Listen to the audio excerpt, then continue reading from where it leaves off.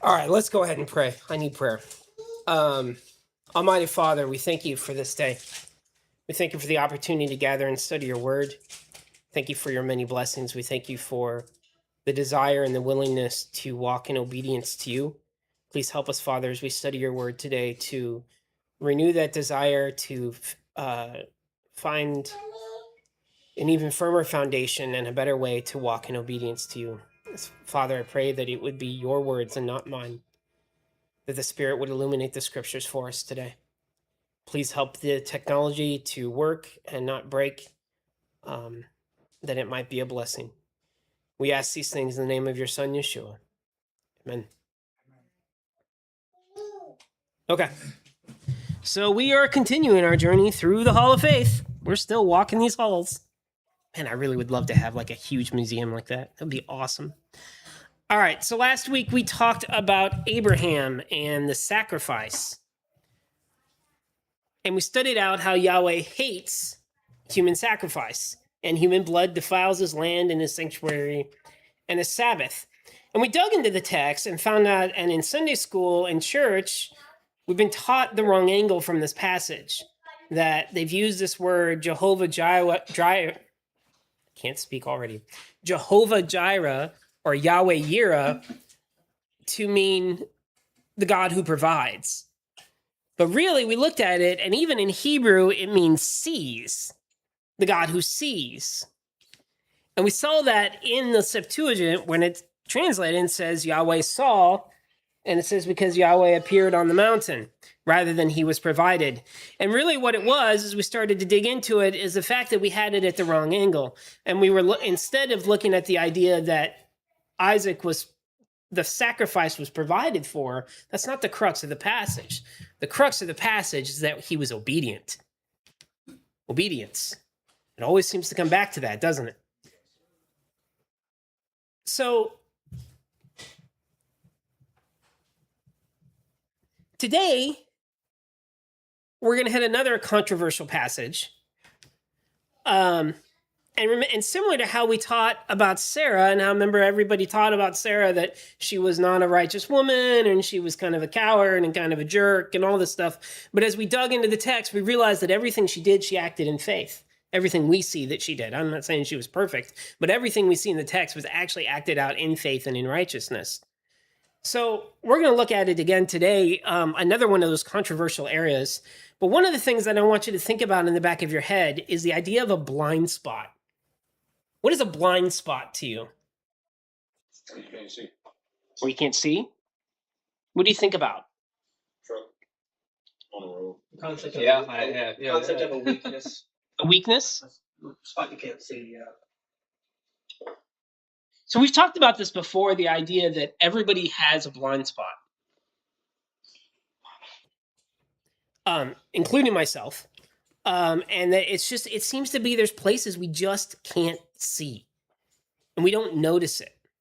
So I want you to think about that as we go through the passage, because today we're going to talk about Isaac blessing I cannot speak. Esau. Isaac blessing Jacob and Esau. We're in trouble. There's a lot of reading today. I may have to have you guys do it. So, as usual, let's go ahead and get into our context, because we always want to make sure we keep everything in the context of what the passage is. And so, if someone would like to read the context of Hebrews. Therefore, do not throw away that confidence of yours, which has a great reward.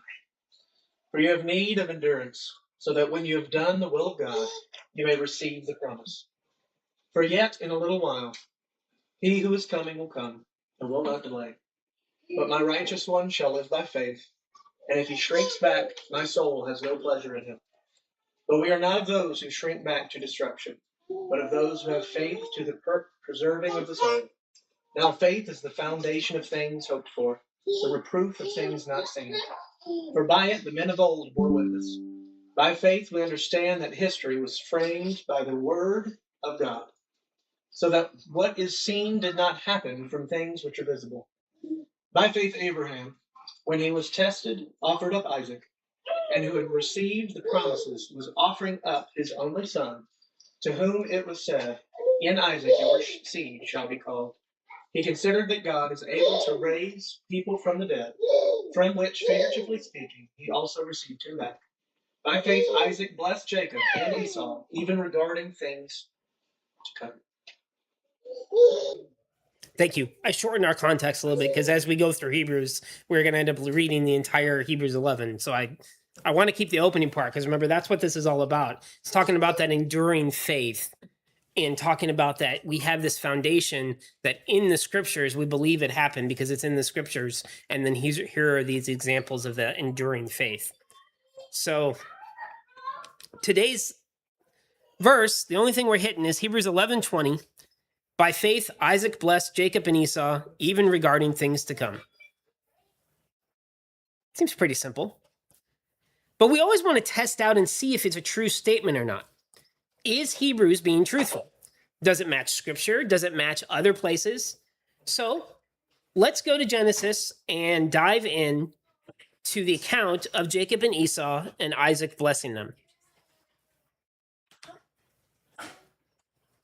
Genesis 25 through 28. 25 through 28. The firstborn son came out red, entirely like a hairy hide. She called his name Esau. And after his brother came out, and his hand was gripping the heel of Esau, and she called his name Jacob.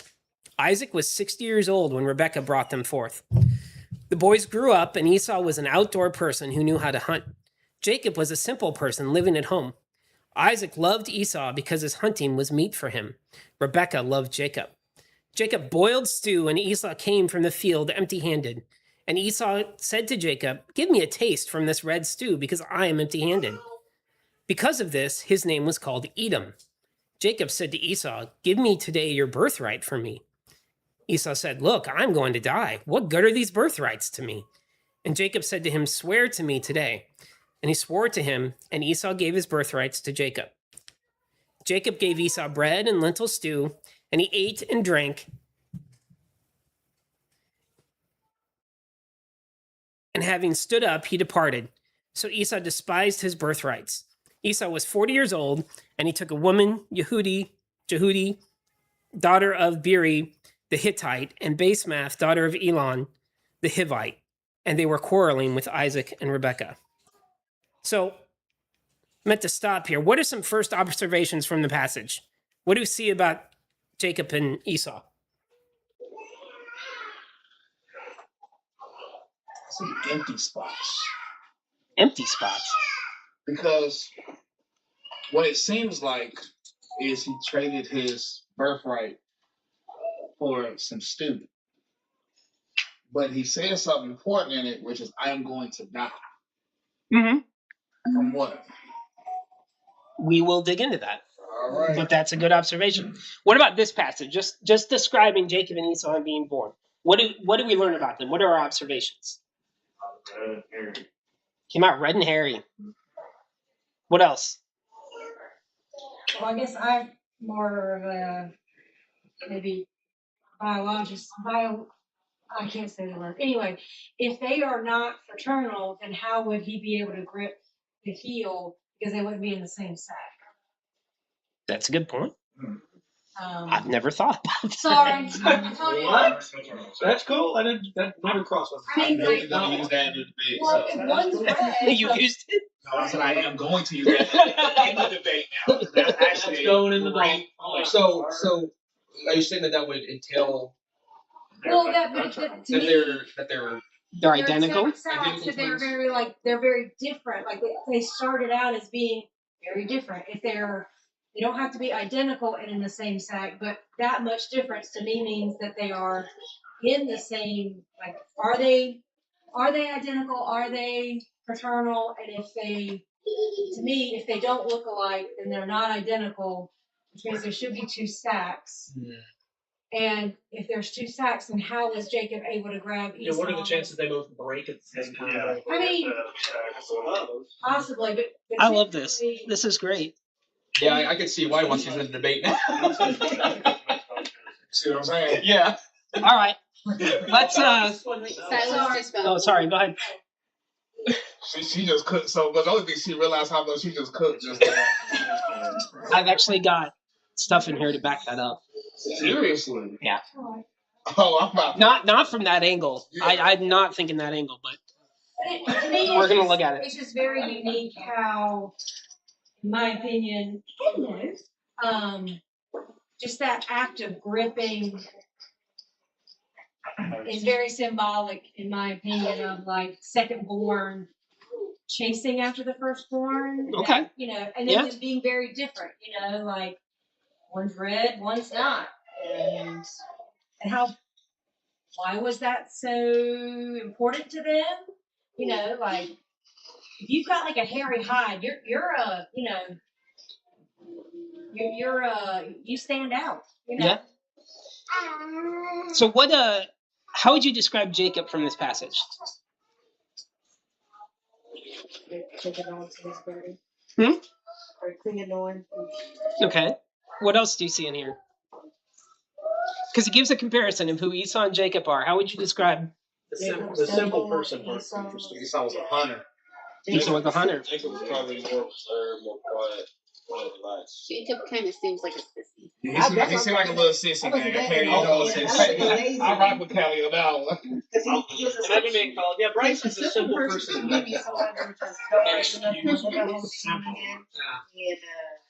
Kind of like a mama's boy a little bit. Yeah, he kind of Yeah. All right.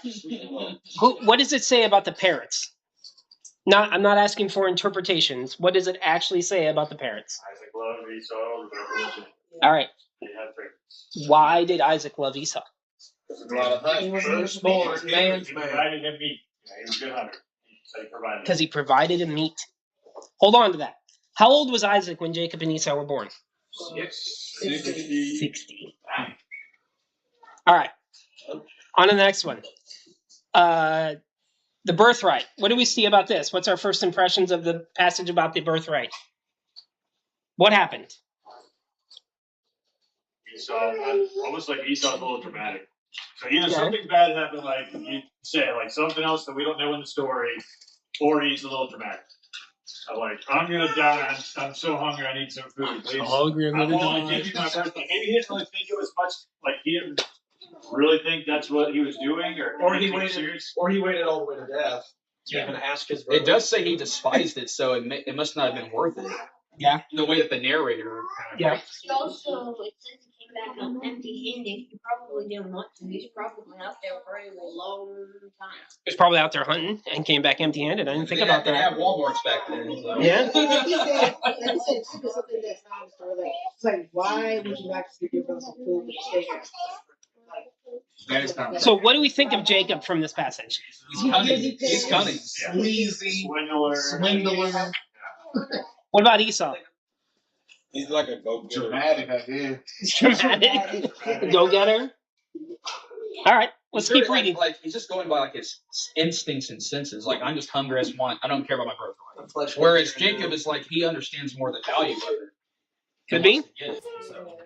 All right. Let's continue on. It happened now after Isaac had grown old and his eyes were becoming too blind to see. And he called his oldest son Esau and said to him, "My son." And he said to him, "Here I am." And he said, "Look, I have grown old, and I do not know the day of my death. Now therefore take the equipment, both the quiver and the bow, and go out into the plain and hunt game for me, and make me delicacies as I like them, and bring them to me in order that I may eat, so that my soul may bless you before I die." Now Rebekah heard Isaac speaking to Esau his son, and Esau went into the plain. Yeah, okay. And Esau went into the plain to hunt game for his father. And Rebekah said to her younger son, Jacob, "Look, I heard your father speaking to Esau, your brother, saying, 'Bring me game and make me for me delicacies, so that upon eating them, I will bless you before Yahweh before I die.' So now, son, listen to me, just as I command you, and go to the sheep and get me 2 tender and beautiful goats from there, and I will make delicacies for you for your father as he likes them. And you will bring them to your father, and he will eat, so that your father may bless you before he dies." But Jacob said to Rebekah, his mother, "Esau, my brother, is a hairy man, but I am a smooth-skinned man. Perhaps my father may touch me, and I will be like a despiser before him, and I will bring a curse and not a blessing upon myself." But his mother said to him, "Your curse be on me, child, and only obey my voice and go bring it to me." And going, he took and brought it to his mother, and his mother made delicacies, just as his father liked them. And Rebekah had taken the beautiful garment of Esau, her older son, which was with her in the house, and put it on Jacob, her younger son. And she placed on the skins of the goats on his arms and on the bare parts of his neck. And she gave the delicacies and the thin bread loaves, and the bread loaves, I don't know where thin came from, and the bread loaves which she made into the hands of Jacob, her son. So, what are our first observations on this part of the passage? Super swindler. Super swindler. I mean, for real. Just from the beginning, like she heard him about to bless Esau, so she said, "Hey, real quick, give me some goats. I'm about to make them. How pops like them, real smooth. Some Like, tender goats too. They made it probably fast. yeah, it was the good. It was the good ones. And then he was like, "But wait, I mean, I'm not Harry. He gonna understand the same me." He was like, "Just do what I said, gang." This is sketchy, guys. It's just sketchy, Mom. Genesis does not make it look good. Well, clearly she thought that Jacob should have the birthright rather than Esau. She did. Even though she he's wanted the to give it parent to of him. both. And she said, "Curse be on me, child." That's the part I really want to. She said, be obedient. So firstly, What's he gonna say? No. But what curse would be on her for that? I mean, obviously, like Whatever Isaac said, I guess.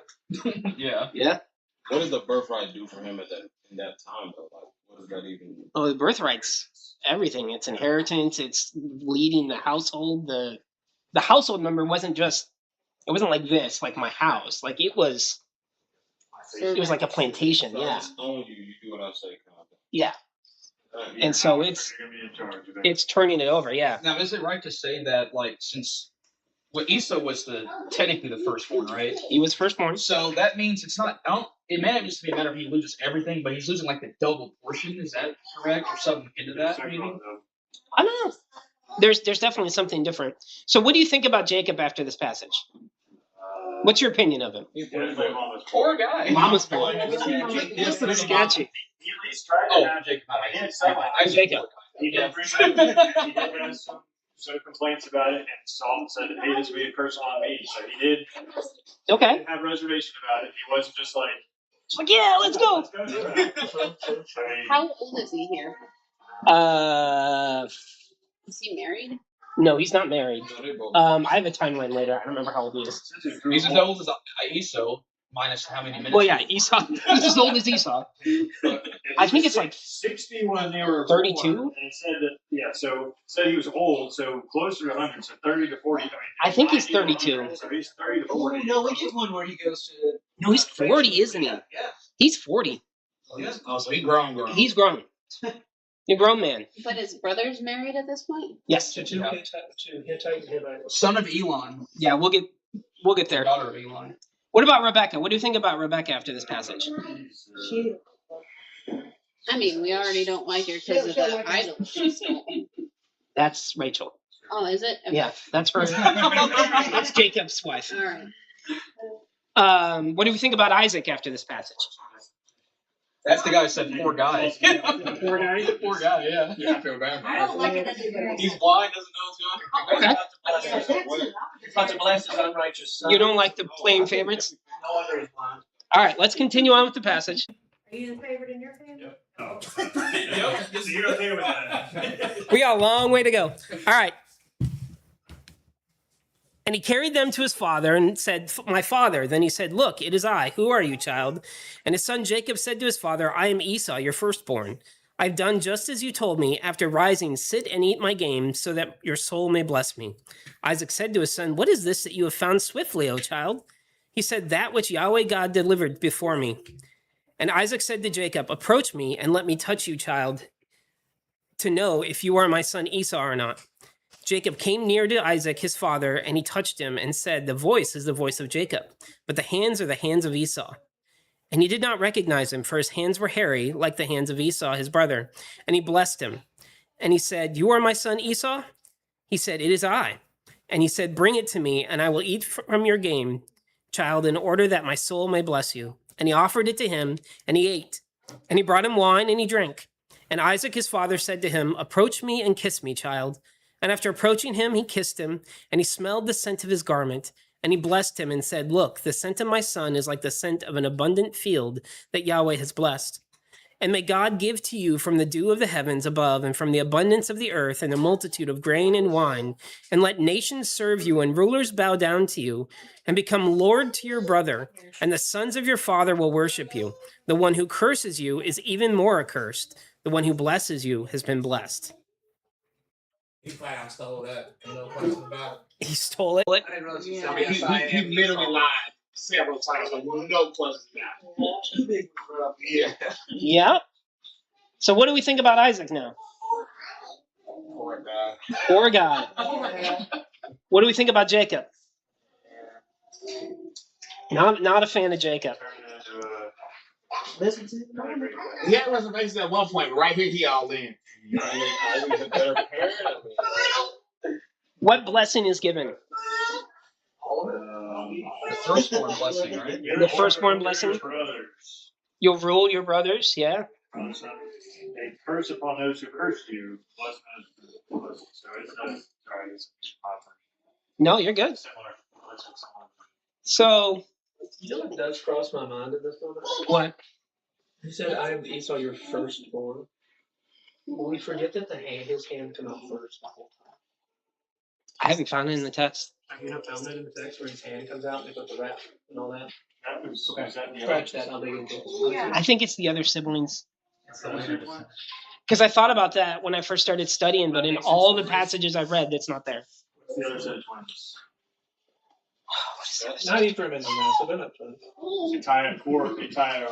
I think it might, this is completely off the top of my head, I think that might be like Midrash or Talmud or something like that. Same with the goat or the scarlet cord around the goat.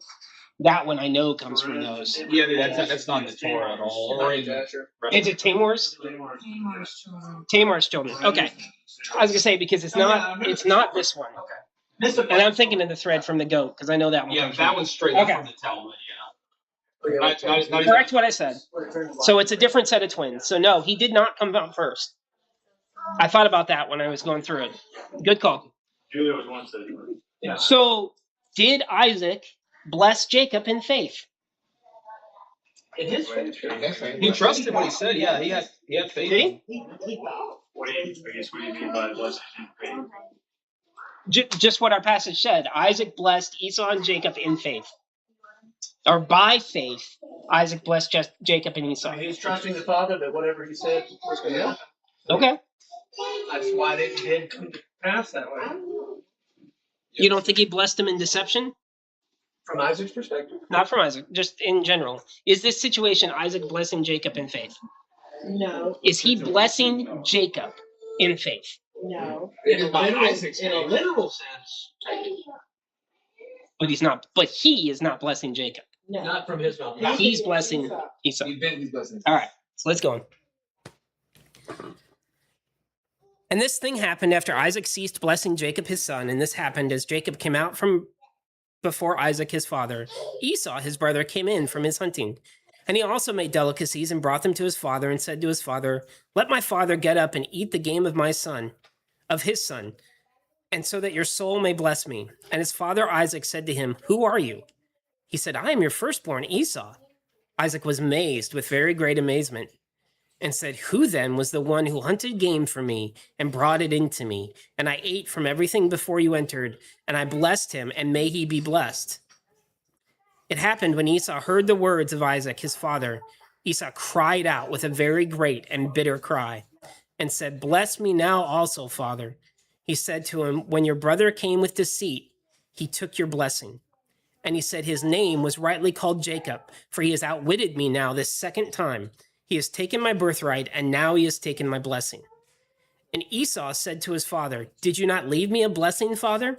Replying, Isaac said to Esau, "If I made him your master, and I made all his brothers his servants with grain and wine, and I strengthened him, what shall I do for you, child?" But Esau said to Isaac his father, "Have you not one more blessing, father? Bless me now, father." Replying, Isaac his father said to him, "Look, from the abundance of the earth your dwelling will be, and from the dew of the heavens from on high, and from your sword you will live, and you will serve your brother. It will be whenever you destroy, then you will set free his yoke from your neck."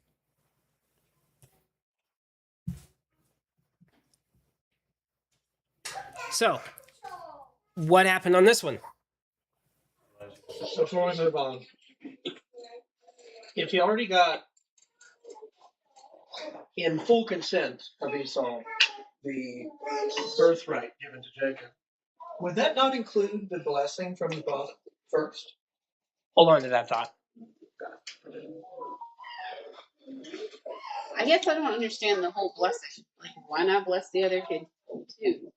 And why don't we do that Well, now? you can't contradict the other one. Okay. Because his favorite is Esau. That's what he thought he was doing. But why can't he give another blessing? I don't think he liked it. And why? I think he would. And why aren't we giving these blessings to our children now? That is true. Why are you doing so bad? That's a great point. He didn't make because he's about to die.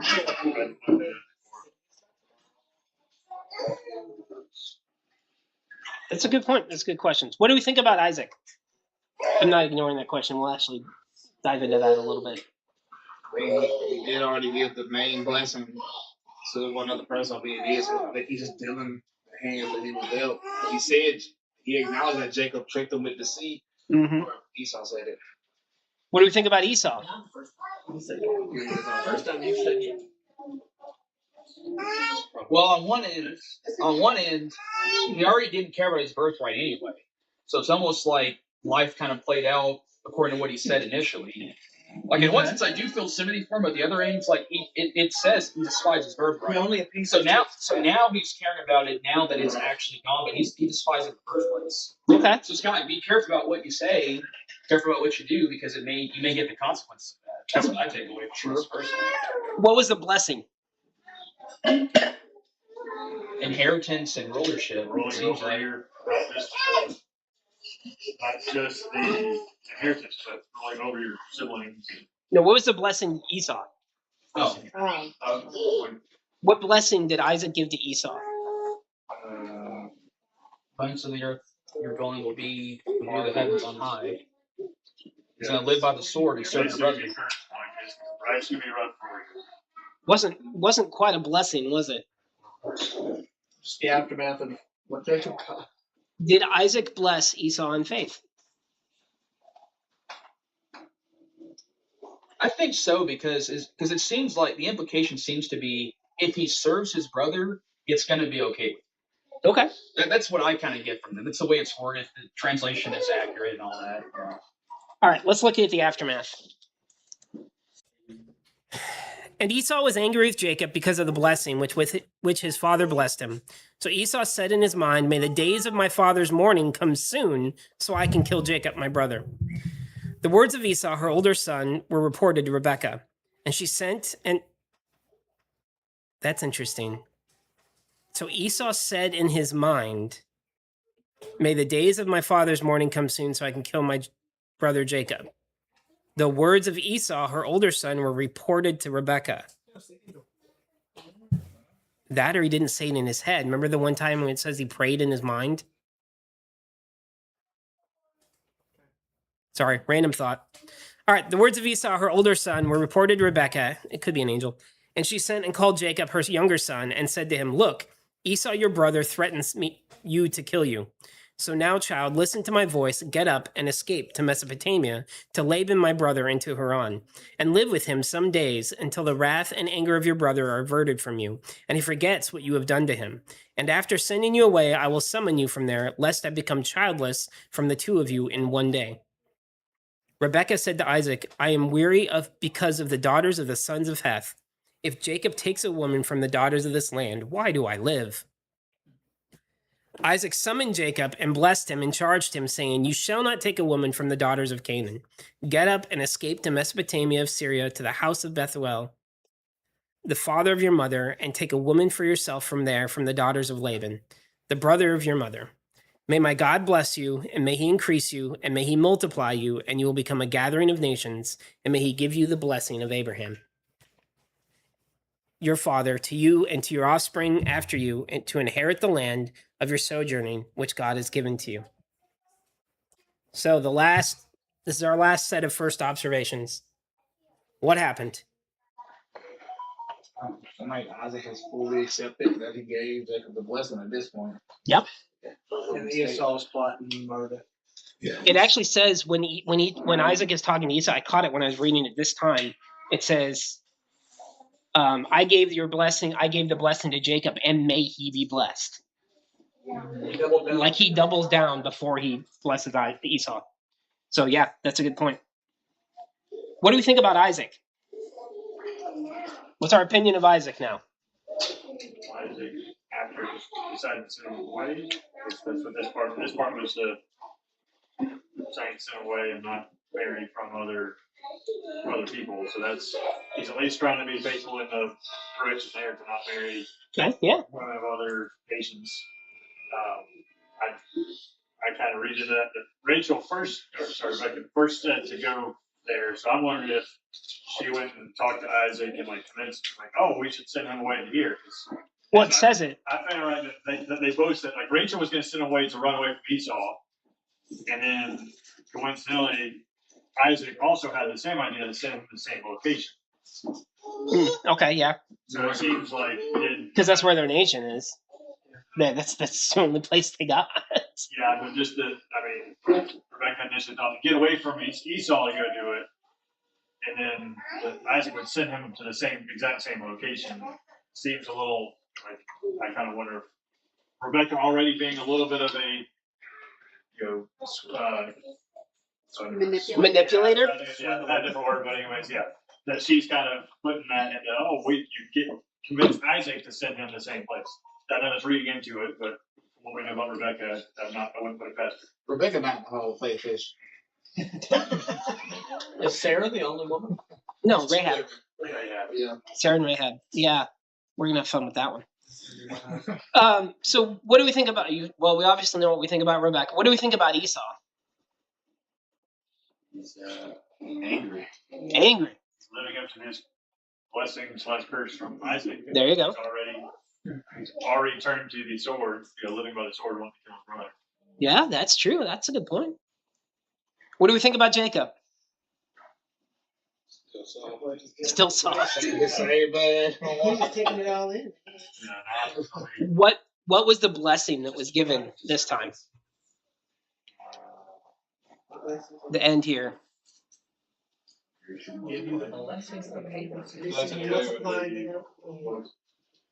So his inheritance is going to be land. So what is that? That's the spermati, isn't it? That's the seed. He gave Jacob the next generation. He gave Jacob that seed blessing.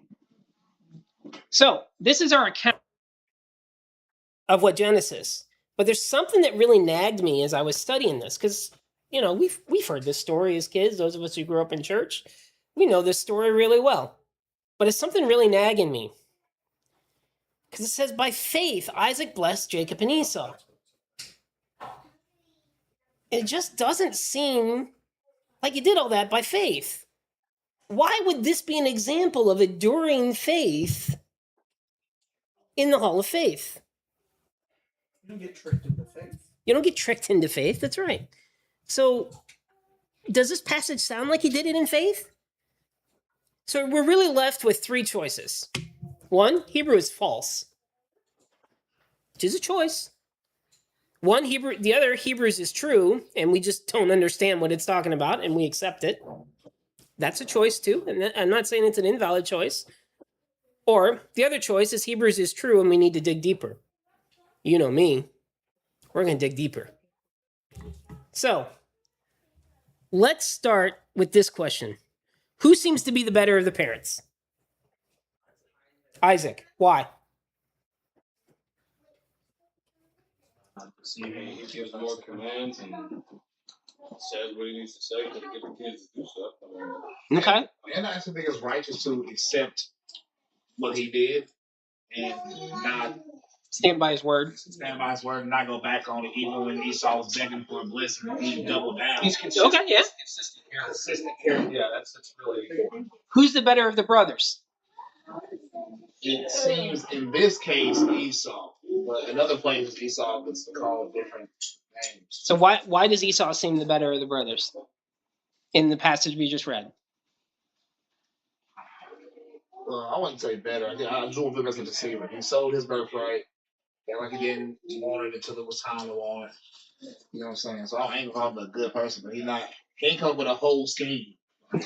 Yeah, he wasn't manipulating. I know it sounds weird, but actually, I think by comparison here, Jacob is better because he actually valued the birthright, Okay. whereas Esau didn't. Esau is kind of a victim of his own internal man because he despised it. Okay. Whereas Jacob and Rebekah valued it. Now, granted, I'm not advocating for everything they did to get it, but they at least valued something that Esau did not value, and he had the right to it from the beginning. All right. So let's start to dive in. Let's look at Esau. Let's compare these two and what Scripture says, because we always want to go down to what Scripture says. What? Does Isaac say that Esau will kill Jacob? Does it say he will? At the end of the first blessing, it says, "By your sword you will live, and you will serve your brother. It will be whenever you destroy, then you will set free his yoke from your neck." Seems like that's what it says. And there's a word before "it will be" whenever that can mean but or and. So you will save your brother, but it will be when you destroy, then you will set free his yoke from your neck. He's saying kill your brother. That does kind of seem like what it's saying, isn't it? And we see that in the prophecies. Like whenever the Edomites are destroying, they are always trying to usurp the Hebrews. The Hebrews. And so it's taking advantage of when they're suffering under some Gentile nation, they make it worse for them. So it seems to play out. That's a good insight. All right. Esau was trying to plan to kill Jacob. Oh, I think he was just angry. Yeah. I think he was just angry. He tricked him twice. Yeah. All right.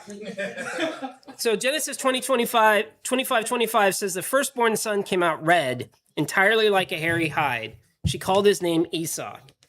So this word red, it's the word pirakes, which means red or ruddy. It's used 3 times in the Septuagint. It's never used in the New Testament.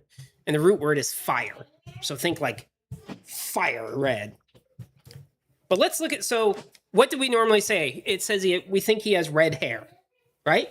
That's what we come to the interpretation of. Let's take a look. 1 Kings 16, and Samuel said to Jesse, "Are any of the children left out?" And he said, "There is still the small one. Look, he is shepherding among the flock." So Samuel said to Jesse, "Send and fetch him, because I will not sit until he has come." And so he sent and brought him in, and he was ruddy with attractiveness for the eyes and appealing to look at to Yahweh. And Yahweh said to Samuel, "Rise, anoint David, because this one is good." So we've got this ruddy. Is it hair or is it skin? It just says he was ruddy with attractiveness. It's our same word. For the eyes. For the eyes. So it was an outward appearance, definitely. Let's look again. 1 Kings 17. And he took his staff in hand and chose 5 perfect stones for himself from the wadi and put them in the shepherd bag that was with him for storage. And with his sling in his hand, he approached the foreign man. And Goliath saw David and it dishonored him because he was a boy and he was ruddy with attractive eyes. I don't know how Goliath saw his attractive eyes from that far, but okay. Maybe his eyes like a very distinct color. Maybe it's like maybe blue or something like that. Or, Maybe. But ruddy. This word ruddy. Why would it be? Goliath saw David and had dishonored him because he was a boy and he was ready. So part of the reason he dishonored him is because he was ready. Well, I think it was because he was a boy. Oh, okay. Well, also apparently some giants have red hair too. Okay. So maybe he didn't like that. Like he was a boy and like, look, still not look. So I started studying out this word, and it's used outside the text in Greek. But inside the text, I found something. The other place it's used in Song of Solomon. You wouldn't think this is where we would go to define a word, but we are. "My beloved is white and red-headed, picked from the myriads. His head is gold and faz. His locks are fir trees, black like a raven." We have a problem. That's the Septuagint. In the Masoretic, it says a similar thing. "My beloved is dazzling and ruddy, lifted up as a banner among the 10,000. His head is like a gold, fine gold. His locks are like the clusters of dates and black as a raven." What's our problem with this being red hair? It's also white and black. That's to me almost more like a Native American. He got some nappy hair though. He has some nappy hair. Clusters of dates. Maybe they're like all done up. I don't know. His cornrows are his. But it's the same word. So it cannot always mean red-headed. Sometimes it means red complexion, like skin. Or if it's saying white, and red, maybe it's like the white with the red blush. Yeah, like it's like a. I see people like that outside. I mean, Yeah. I was gonna say they White come from like people- being burned. Could be. Yeah, so it seems to be so. Because your comment about it not being fraternal twins, because why would one be redheaded and one not be? He may not be redheaded. Might be the skin. Matter of fact, doesn't it say he was ruddy and hairy? Ruddy and hairy. Was they already separated? Is it the middle? I Or thought is it it says Pakistan ruddy with their like skin? skin is like a red color. I don't know. I mean, my palms are a red They're color. all some sort But- of dirt Yeah, kind of thing. When you come out, and it could be when he came out of the womb, he was red. I was purple. You were purple. See? David, when it says ruddy, it seems to mean that like ruddy means looks nice or something. No, it's the word for red. So Oh, real quick question. It's on a technical point. The Septuagint you have brought there, did you put it redheaded, or was it actually said that in the official? no, that's the translation. Okay, That's the translation from the Septuagint I use. I get it. Okay, that's why I make sure. I thought you were doing No translation is perfect. No full translation is perfect. Song of Solomon, Song of Songs. By the way, sorry, that's. Oh, so, and even outside the text, there's a lot of places where it's describing people, and it describes this red complexion or dark complexion, depending on who it's describing, and then it describes their hair. So, So you think they Let's talk about skin. does it get darker or lighter just based off of what they're doing to make people think like, oh, I'm a part of this? I don't know. Or they just have that redder complexion that some people do. So, all right. So let's go back to Esau. The boys grew up, and Esau was an outdoor person who knew how to hunt.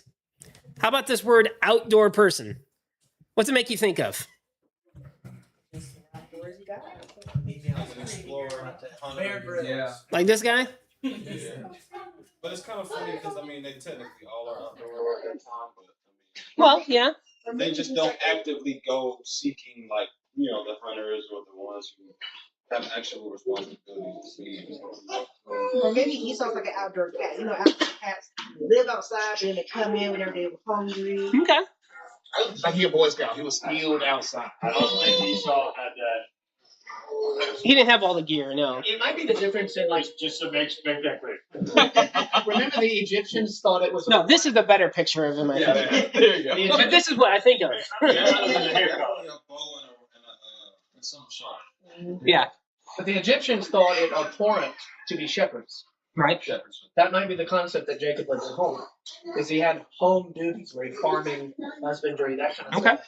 Esau said, "I don't want that. I would rather go look for my food because it has a thrill to it." That could be. So let's look at the actual word. Let's look at the word in Greek. The word is agroikos. It actually means rude or rough. It's used 3 times in the Septuagint, no times in the New Testament. I love that they describe Jacob and Esau with words that aren't used in the New Testament. It's so helpful. Genesis 16. And the angel of Yahweh said to her, "Look, you are pregnant, and you will bear a son and call his name Ishmael, because Yahweh has noticed your humiliation. He will be a rustic person. His hands will be against all, and the hands of all will be against him. And he will dwell in opposition to all his brothers." Instead of a peacemaker, he's kind of rough around the edges. That's what it sounds like. That's our same word. And it describes him. His hands are going to be against. Does rude or rough fit there better? Yeah. He's going to be a rude person. He's going to be mean to all, and all are going to be mean to him. When it says rustic, I'm thinking of like, sort of like inn, used to stay in. Right. Or, it's a very, very rustic place. I've heard people use this as rust is red. It goes back to red again. I look at I see rustic, but it says that agriculture, whatever, is living in the field. So I think agriculture is agro. So it's field and country. So that's where he likes being out in the field and the We say rustic is But remember, we want to define the words by context. what? Context here, Find the word by the root word of aggro. but we also want to define the words because lexicons aren't always right. We want to define the words by what Scripture says in context. And the option we get here is he's kind of a rude person. And honestly, in 2 Maccabees, we get it again. But Maccabeus perceived Nicanor was managing the affairs with him more harshly, and he was being more rude in their customary meeting, understood the gruff behavior was not from the best of motives. So gathering together no small number of those with him, he hid himself from Nicanor. He wasn't refined. He was sea root, and he was blunt, and he lived out in the country with animals and stuff, so he didn't have all the refined. Yep. I think the animal part, like the idea of him living outdoors, is a more like a after the fact. Like those people, they live outdoors. They're the rough people. They're rude. Which is we call it, which is chicken eggs. They Right. live out there because they don't get along with people. Right. But we actually have two other forms of the same word, harsh and gruff, are forms of our word agroikos. So it almost seems to be more agro-aggressive than it means agriculture. Kind of seems to me. My question is, but in these examples, the context is telling us it means the form of the word, like it's rude. Right. Does it have that in that context of speaking about Esau? Because the context of Esau seems to go lean more towards the rough definition of sames, but We'll go back to that. Give context clues. That As we look at Esau's life, Actually, very like 0 to 100. He goes from please bless me. Oh, never mind. I hope you die, and then he'll kill my brother. I mean, as we go through, we'll actually get context of who Esau was. But yeah, this word seems to mean more rude. And then we get Hebrews 12. It says, pursue peace with all men and the sanctification without which no one will see the Lord. See to it that no one falls short of the grace of God, that no root of bitterness springing up causes trouble, and that by it many be defiled, that also there be no sexual immoral or godless person like Esau, who sold his own birthright for a single meal. For you know that even afterwards, when he desired to inherit the blessing, he was rejected, for he found no place for repentance, though he sought for it with tears. We literally just read all that. my question is this is what I was talking about earlier, where it says in other places that he was a bad person. But it says he was it's going to define somebody's sexual immorality. And his godlessness. Yes. He does seem to appeal to his immediate earthly father, and that's it. We don't see a whole interaction with Rebekah. We don't see a whole interaction. It doesn't say he's praying or studying anything. I want to know, do we have any more context on sexual immorality? We will. Other than the king. I think that We will. Yeah, I think it's like he married the Canaanite. We will. All right, so another verse outside of the Genesis area talking about Esau. I loved you, says Yahweh. But you said, in what way have you loved us? Was not Esau the brother of Jacob, says Yahweh? And I loved Jacob, but I hated Esau. And I stationed his boundaries for destruction and his inheritance into gifts of desolation. Wherefore Edom will say, it has been overthrown, but we will return and rebuild the desolate places. This is what Yahweh Almighty says. They will build it up, and I will overthrow it, and it will be called for them the borders of wickedness, and a people against whom Yahweh has set himself against until eternity. It says that in Romans 9, too. It doesn't, I didn't put that one in here. It doesn't sound very good, does it? If Genesis makes it seem that Esau was just this outdoorsman that liked to hunt, but all these other texts seem to make him not so good a guy. God hated him. And as usual, the extra books get more blunt. Testament of Judah. Huh? Did God start out hating him, or did he hate him after what he became? In Romans, it kind of implies that he hated him from the beginning. In Romans 9, when it brings it up again. Alex, he's over here. He started out that way, which then I guess that has that leading into your eyes are blessed because you're blessed by faith. Which says he was by faith, and that's what you're getting at. If it was by faith, he kind of maybe had it from God that he was blessed and correct. Could be. And I see that as later on when Jacob blesses Joseph's order. blessing, so I wouldn't get too far. But Hebrews and Malachi seem pretty harsh on it. In Testament of Judah, he says, in 18 years, my father abode in peace with his brother Esau and his sons with us. And after we came from Mesopotamia from Laban, and when 18 years were fulfilled, in the 40th year of my life, Esau, the brother of my father, came upon us with a mighty and strong people. And Jacob smote Esau with an arrow, and he was taken up wounded on Mount Seir as he went and died at Enariam. Smote. Well, he smoked him too, but it says smote. Holy smoted. Jacob smote Esau with an arrow because Esau came after him to kill him. This is when Judah was 40. It says, when I was 40, my father. So, also in the Testament of Gad, from the Testaments of the 12 patriarchs, and though a man become rich by evil means, even as Esau, the brother of my father, be not jealous, but wait for the end of Yahweh. Really stacking it up on Esau, aren't we? So, then of course we have in Genesis 25:34, Esau despised his birthright. And in 26, Esau was 40 years old and he took women from the Hittites and the Hivites and then started fighting with Isaac and Rebekah. That rude and rough is really starting to sound better, isn't it? And then Deuteronomy 7, it says, but if Yahweh, remember, because the law says, but if Yahweh your God leads you into the land in which you are entering there to take possession, and it removes great nations from your face, the Hittite and the Amorite and the Girgashite and the Canaanite and the Perizzite and the Hivite and the Jebusite, 7 nations mightier and stronger than you, and Yahweh your God delivers them into your hands, and you strike them, you will destroy them by destruction. You shall not arrange a covenant with them, nor show mercy upon them, nor shall you marry with them. You shall not give your daughter to his son. You shall not take his daughter for your son. For he will turn your son away from me, and he will serve other gods. And I will become angry with wrath toward you and will destroy you quickly. So now we have Esau taking daughters of other nations that didn't fear Yahweh. Genesis 27, and his reaction, and Esau was angry with Jacob because of the blessing which his father blessed him. I can understand the anger. What does he say? So Esau said in his mind, may the days of my father's mourning come soon. Basically, I hope he dies soon, so that then I can go kill Jacob. That's not a real righteous response, is it? So, here we have Esau, a red complexion. He's hairy, he's rude, he's a hunter, he despised his birthright, he's loved by Isaac, but the rest of the text says he's sexually immoral, ungodly, and hated by Yahweh. Let's look at Jacob. Yeah. And after his brother came out and his hand was gripping the heel of Esau, she called him Jacob. So here we have Jacob is a heel grabber. He's a heel grabber. He's chasing after him. Jacob was a simple person living at home. So again, the word simple, and the reason why I don't have any other slides because it's used once, of course.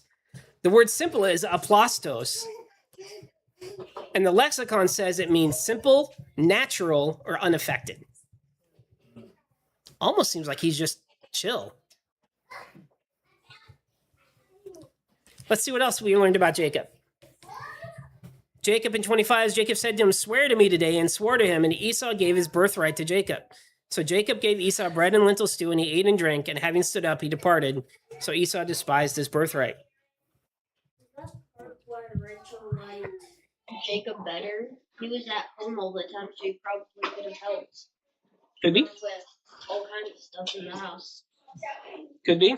Probably watched him more. So we know he wants the birthright, and Esau despises it. Genesis 27, but his mother said to him, you curse beyond me, child, only obey my voice and go bring it to me. And going, he took and brought it to his mother, and his mother made him delicacies just as his father liked them. Like someone said, I don't remember who said it, he obeyed his mother. We do see that. But also he had already given it up, so it was his anyway. That's true. It was his anyway. Must be on me, child. And that was a response to Jacob admitting, or if he finds out, he's going to curse me. yeah. Mm-hmm. And she says, if that happens, it's on me. It's on me. But so they knew they were being deceptive. So he was a liar and a deceiver. And that's what heel grabber, the idiom it says in my Bible footnote, that It's like, heel grabber is an idiom that means he deceives. it's trickster. His name means trickster. That's why the father renames him. So even at that age, he's like, that's just his nature. That's his nature. Yeah. We did a study in our church with this, and we all came to the conclusion that we didn't really like Jacob, like through the all of Genesis, because there's so many things. It's almost like he talks out of both sides of his mouth. I use that expression. Yeah. And these where the tribes came from. That is so interesting. So Genesis 27 then says, and his son Jacob said to his father, I am Esau, your firstborn. I have done just as you told me, and after rising, sit and eat my game so that your soul may bless me. He lied. Flat out lied. You can't get around that. I'm not going to sugarcoat that. He lied. It wasn't like Isaac says, hey, you're my son Esau. And he goes, yeah, I am. Like he said, I am Esau. He lied. Genesis 28, may God bless you, and may he increase you, and may he multiply you, and you will become a gathering of nations, and you will give the blessing of Abraham your father to give you and your offspring after you to inherit the land of your sojourning, which God has given to Abraham. So he is given the blessing. Now, there's so much more that we can go into about Jacob because he's all throughout the text. But just a couple other places outside. Actually, there was so much more in Genesis. He's blessed and promised, given this seed. Interesting that Jacob's name means the seed. Because it says, when your brother came to see, to take your blessing, and he said his name was rightly called Jacob. First he has outwitted me, now the second time he has taken my birthright. Now he's taken my blessing. Yep. So he's named correctly. Yeah.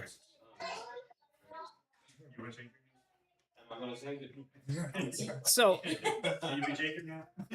Malachi 1, remember we read this, but let's read the other side. I loved you, says Yahweh, but you said, in what way have you loved us? Was not Esau the brother of Jacob, says Yahweh, and I loved Jacob. Yahweh loved Jacob. Hated Esau. That is very And hated Esau. I always thought that kind of God playing favorites, like God taking favorites. Isaiah 41, but you, Israel, my child Jacob, whom I have chosen, seed of Abraham, whom I have loved, whom I have taken hold of from the ends of the earth, and I have summoned you from its heights, and said to you, you are my child, I have chosen you, and I have not forsaken you. Not only was he loved by Yahweh, he was chosen by Yahweh. He is Israel. He is Israel. Then we get this account in Wisdom of Solomon. Remember the extra books always say it plainly. A righteous fugitive from his brother's wrath, wisdom led in straight paths. She showed him the kingdom of God and gave him knowledge of holy things. She prospered him in his toils and multiplied his labors. When greed overpowered him, she stood by him, and she made him rich. She guarded him from his enemies and secured him from those lying in wait for him. And in his mighty struggle, she ruled in his favor, so that he might know that piety is stronger than everything. Now, wisdom is being personified as her here. But through the wisdom, which is the beginning of wisdom, is the fear of Yahweh, Jacob is called righteous. A righteous fugitive. But he isn't called righteous in the main canon. This is Wisdom of Solomon. This is Septuagint. Septuagint. And he's a righteous fugitive from his brother's wrath. Interesting, isn't it? Very interesting. Sure.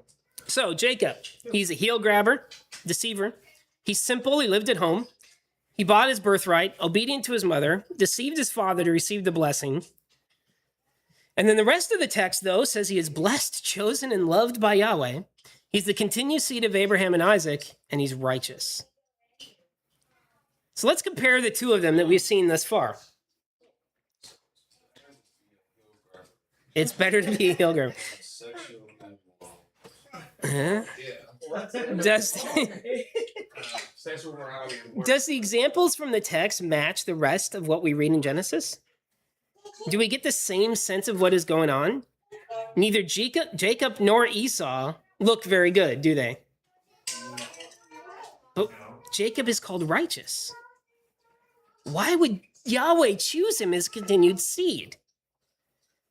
So Lesser of two evils. Yeah. Lesser of two If you evils. pick one of them, that's Well, I don't think that's how Yahweh works. but it's also like David, where he says, it's a man after my own heart. But yet you got a man, he basically Had a took man another murdered, man's wife, took her wife.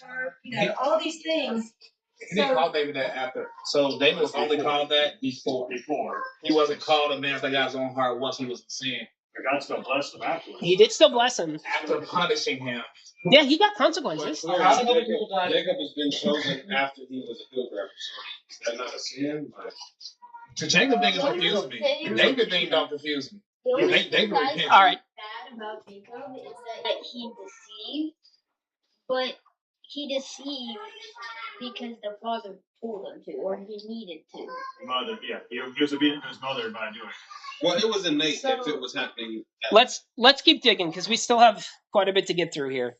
So not to stifle the conversation because this is great, and this is exactly what I was struggling with in my study. Like, this does not make sense. The pieces do not fit. Just like I was struggling with Sarah. So again, by faith, Isaac blessed Jacob and Esau. It does not fit. But as we've done so many times before, let's go to the little Genesis, the one with all the details, the book of Jubilees, to see more details to this event. It may seem like we were focusing on Jacob and Esau, even though it's supposed to be about Isaac, but it's the surrounding question that he blessed them both in faith. So let's look at Jubilees.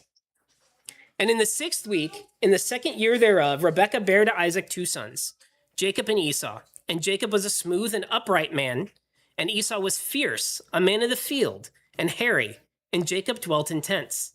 And the youths grew, and Jacob learned to write. But Esau did not learn, for he was a man of the field and a hunter, and he learnt war, and all his deeds were fierce. But that fierce is that ruddy word. Rude. There's that ruddy word. oh, that's what it is. I think that seems to fit. Lexicon. Oh yeah. Yeah, I don't have an interlinear on this one. So Upright. already we're noticing differences. Jacob was upright. He learned writing. He chose, because Abraham was given writing. To learn the books of his father. Right. Because Esau said, I don't care about that. Yes, Esau was like, I don't want to learn to write. I don't want to learn these things. I want to go in the field and hunt. He was a bumpkin. Yeah. Or he was looking up to Nimrod. And it says he learned war. I'm still confused though, because Like I said, when it comes to David, he was called something, but he started living in sin, and God treated him like how he was acting. Mhm. And then David repented, and voila, you know what I'm saying? Life is cool. The difference here is Jacob is called upright here. And again, no way around it. That boy was a liar. He's called upright simultaneously. Now, of course, Esau, it's clear why he's bad now. Starting to get the picture of Esau. Yeah, I get it. All right, let's we'll keep going. Because Jubilees actually brings in another angle that we don't have in Genesis. okay. We forget something. Abraham was still alive. Jubilees 19:15 says, and Abraham loved Jacob, but Isaac loved Esau. And Abraham saw the deeds of Esau and knew that in Jacob should his name and seed be called. And he called Rebekah and gave commandment regarding Jacob, for he knew that she too loved Jacob more than Esau. And he said unto her, my daughter, watch over my son Jacob, for he shall be in my stead on the earth, and for a blessing in the midst of the children of men, and for the glory of the whole seed of Shem. For I know that Yahweh will choose him to be a people for possession unto himself, above all peoples that are upon the face of the earth. And behold, Isaac, my son, loves Esau more than Jacob. But I see thou truly lovest Jacob. Add still further to thy kindness to him, and let thine eyes be upon him in love, for he shall be a blessing unto us on the earth. And from henceforth unto all the generations of the earth, let thy hands be strong, and let thy heart rejoice in thy son Jacob. For I have loved him far beyond all my sons. He will be blessed forever, and his seed shall fill the whole earth. If a man can number the sand of the earth, his seed also shall be numbered. And all the blessings wherewith Yahweh has blessed me and my seed shall belong to Jacob and his seed always. And in his seed shall my name be blessed, and in the name of my fathers Shem and Noah and Enoch and Mahalalel and Enos and Seth and Adam. And these shall serve to lay the foundations of the heaven, and to strengthen the earth, and to renew all the luminaries which are in the firmament. And he called Jacob before the eyes of Rebekah his mother, and kissed him, and blessed him, and said, Jacob, my beloved son, whom my soul loveth, may God bless thee from above the firmament, and may he give thee all the blessings wherewith he blessed Adam and Enoch and Noah and Shem, and all the things of which he told me, and all the things which he promised to give me, may he cause to cleave to thee and to thy seed forever, according to the days of heaven above the earth. And the spirits of Mastema shall not rule over thee, over thy seed, to turn thee from Yahweh, who is thy God from henceforth forever. And may Yahweh God be a father to thee, and thou the firstborn son, and to the people always. Go in peace, my son. And they both went forth together from Abraham. Now that's a different angle. Still doesn't change the fact that Jacob was a deceiver. No, it doesn't. But Abraham saw the deeds of Esau and saw the deeds of Isaac and said, in Isaac will my name be blessed, will his name be blessed. In Isaac will the seed go. In Jacob. In Jacob will my name be blessed. When Jacob will the seed go. And Jacob is the blessing. And he commands Rebekah, make sure he gets the blessing. Abraham, Because Isaac's already blind. the patriarch, because Isaac loves his son. Why does Isaac love his son? Food. He likes the meat. I think it's a. Really, just I think he also has this weird construed view of firstborn. Yeah, could From a fleshly concept, he was firstborn technically, so all these promises are toward him, but Ishmael's been there all the time. He might have this, well, you're my firstborn, I'm going to ignore everything else and focus on Esau the whole time. Well, also, Jacob didn't even deceive until, like you said, like 30, 40s. Yeah, something like It that. doesn't necessarily mean he was like that before. He may have had a good predisposition up to that point. So, I don't think God sees something in you that you don't see in yourself in the long run. So, Okay. So let's go back and kind of look at it. He was still in this. Yeah, no, he still did the thing. Don't get me wrong. I'm just saying, I just don't know if he did that his whole life before that. There are times that people deceive righteously in the Bible, especially times that God told them to. If someone else is doing the wrong thing, But that's no different than the Bible says don't murder, but the Israelites went to war when God told them to. Well, war is not murder. Not only that, also War is not murder. Rahab lied. Says to do that sometimes. Rahab lied. Abraham lied.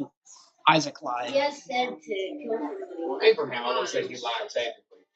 It's no different than And then that. God told him to say that. It says it in scripture, God told him to say. So that's kind of different. Now, Isaac's, next slide. There's also the lying prophets that the Father sends out. What's your name? He says, who will be a lying tongue in the prophets? He sends his angels to tell the lying prophets a lie and to prophesy a lie. This is a case where, and I have this later talking about this, but the idea that you can't take this as a therefore it's okay to lie or be deceptive. Because lying is an abomination. Because lying's an abomination. He calls Satan the father of lies. Like there is clearly, but there is also clearly situations where the Father has set up that it happens. And I don't know what to do with that, but I'm not going to shy away from it either. Because it says here, he commands Rebekah to watch over him. It says Abraham loved Isaac. And you got to understand, this is before, if we look at the passage, they are 6 years old or younger. And Abraham is already going, look at the two. This is the one who the Father will choose. So let's keep reading. Or no, before that, could this be another situation like Hagar and Ishmael and Abraham, where Sarah knew that they had to go or Abraham was going to choose wrong? Remember, we talked about that. Abraham's blind spot was Hagar and Ishmael. And Sarah sent him out, and Hagar and Abraham goes, "Oh, that's really harsh." And he goes to the father, and the father says, "No, send him out." Because we talked about the idea that she was doing it in faith and doing it in righteousness and protecting Abraham because he was getting blinded. So could Abraham have seen the same thing? And now that you said that, it was like Esau. You don't want to give all that good blessings to a man like Esau. Right.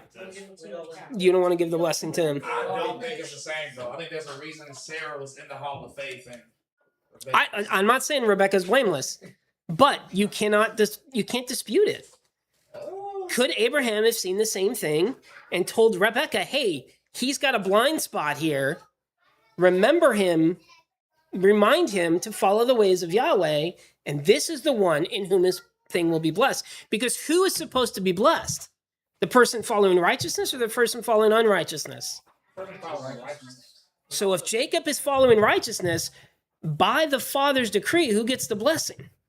But he wasn't Jacob. following righteousness when he got the blessing. He was being obedient. Let's keep reading. Someone higher than him. Esau's already married. And not break. Let's keep reading. Being deceiving is not being obedient to God. We're not done yet. And in the 42nd Jubilee, in the first year of the 7th week, Abraham called Ishmael and his 12 sons, and Isaac and his 2 sons, and the 6 sons of Keturah and their sons. And he commanded them that they should observe the way of Yahweh. And they should work righteousness and love each other, love each his neighbor, and act on this manner amongst all men. And they should each so walk with regard to them as to do judgment and righteousness on the earth. And let them not take to themselves wives of the daughters of Canaan, for the seed of Canaan will be rooted out of the land.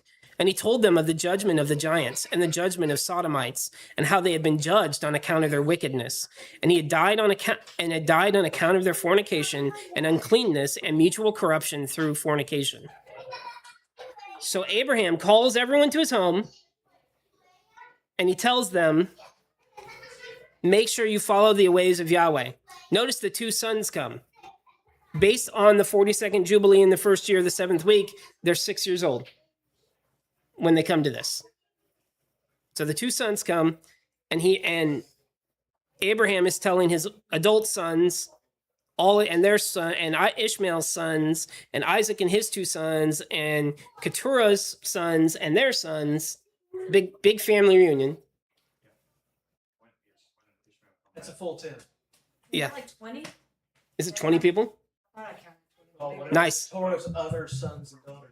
But if he sent, I guess. Yeah, we don't know how many sons Keturah had. Ishmael, if he sent Ishmael off when he was young, I guess. Is this before he sent him? I mean, this is after No. he sends him away. He calls him back. Yeah, he calls him back. Again, Jubilees. So Genesis is very down on Ishmael.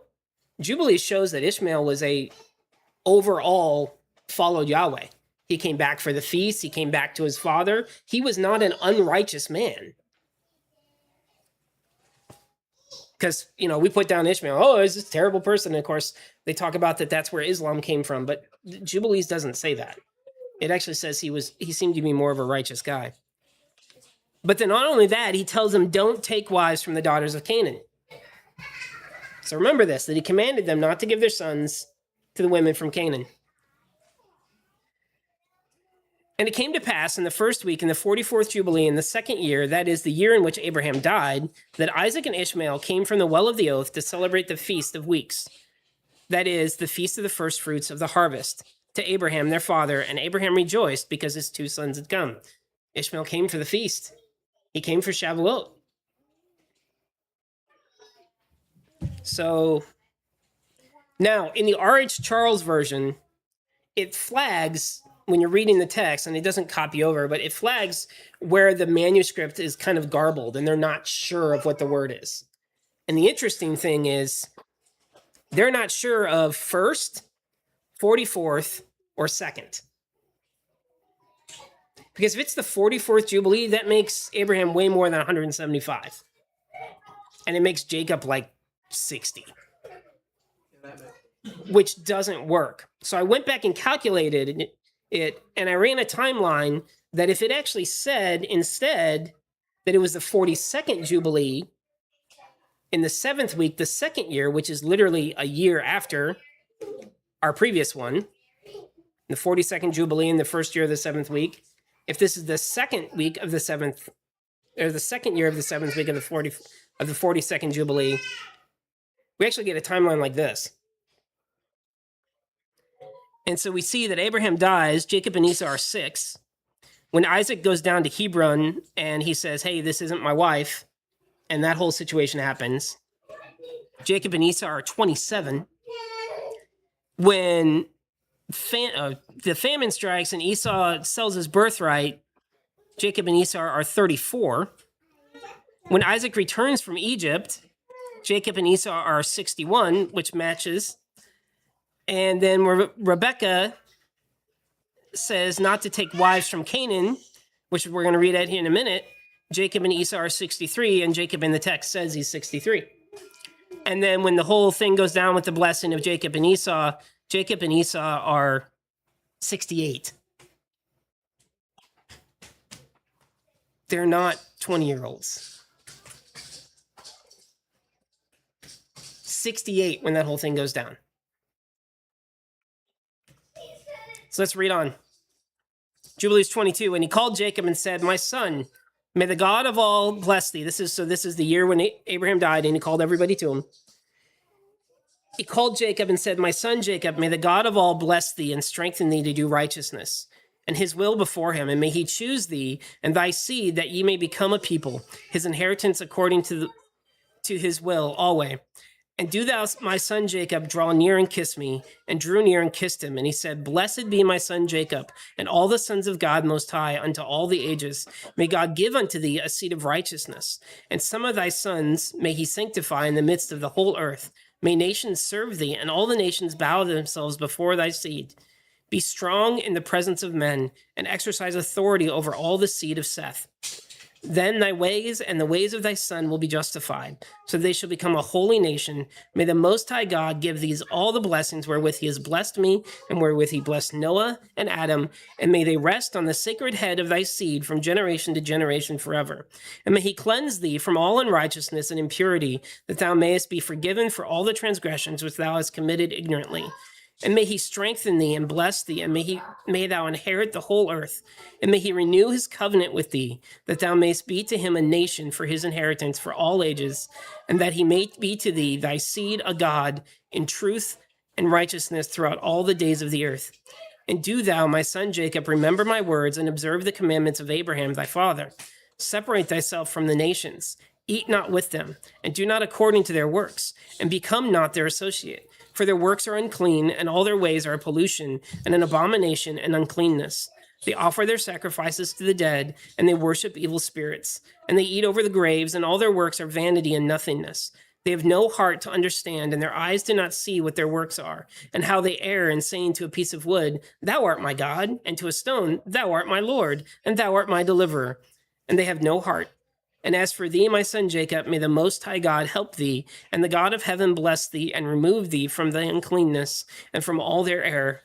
Be thou ware, my son Jacob, of taking a wife from any seed of the daughters of Canaan, for all his seed is to be rooted out to the earth. For owing to the transgression of Ham, Canaan erred, and all his seed shall be destroyed from off the earth, and all the residue thereof, and none springing from him shall be saved on the day of judgment. As for all the worshippers of idols and the profane, there shall be no hope for them in the land of the living, and there shall be no remembrance of them on the earth, for they shall descend into Sheol, and go into the place of condemnation they shall go.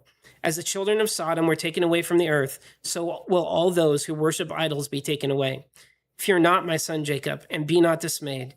O son of Abraham, may the Most High God preserve thee from destruction, and from all the paths of error may he deliver thee. This house have I built for myself, that I might put my name upon it in the earth. It is given to thee and to thy seed forever, and it will be the name named the house of Abraham. It will be given to thee and thy seed forever, for thou wilt build my house and establish my name before God forever. Thy seed and thy name will stand throughout all generations of the earth. Look at how Abraham blessed Jacob. Jacob is 6 or 7. He blesses him with the covenant, the seed, the blessing that Yahweh gave Abraham. And then what does Abraham command him and warn him against? Marrying outside the faith. Taking wives of Canaan. Worshiping idols. The story's starting to stack up. It continues, and he ceased commanding him and blessing him, and the two lay together on one bed. And Jacob slept in the bosom of Abraham, his father's father, and he kissed him 7 times, and his affection and his heart rejoiced over him. And he blessed him with all his heart and said, the Most High God, the God of all, the creator of all, who brought me forth from the Ur of Chaldees, that he might give me this land to inherit forever, and that I might establish a holy seed. Blessed be the Most High forever. And he blessed Jacob and said, my son, over whom with all my heart and my affection I rejoice. May thy grace and thy mercy be lifted upon him and upon his seed always. And do not forsake him, nor send him not from henceforth unto the days of eternity. And may thine eyes be opened upon him and upon his seed, and thou mayst preserve him and bless him. And thou mayst sanctify him as a nation for thine inheritance, and bless him with all thy blessings from henceforth unto all the days of eternity, and renew thy covenant and thy grace with him and all the seed according to all thy good pleasure unto all the generation of the earth. And he placed 2 fingers of Jacob on his eyes, and he blessed the God of gods, and he covered his face and stretched out his feet and slept the sleep of eternity and was gathered to his fathers. He blesses him again. Yeah, he knew he was going to die, which we've seen over and over with righteous people in the text. They know when they're going to die. I don't know how that works, but the really, really righteous people, they're like, yeah, I'm going to die soon. And then they die.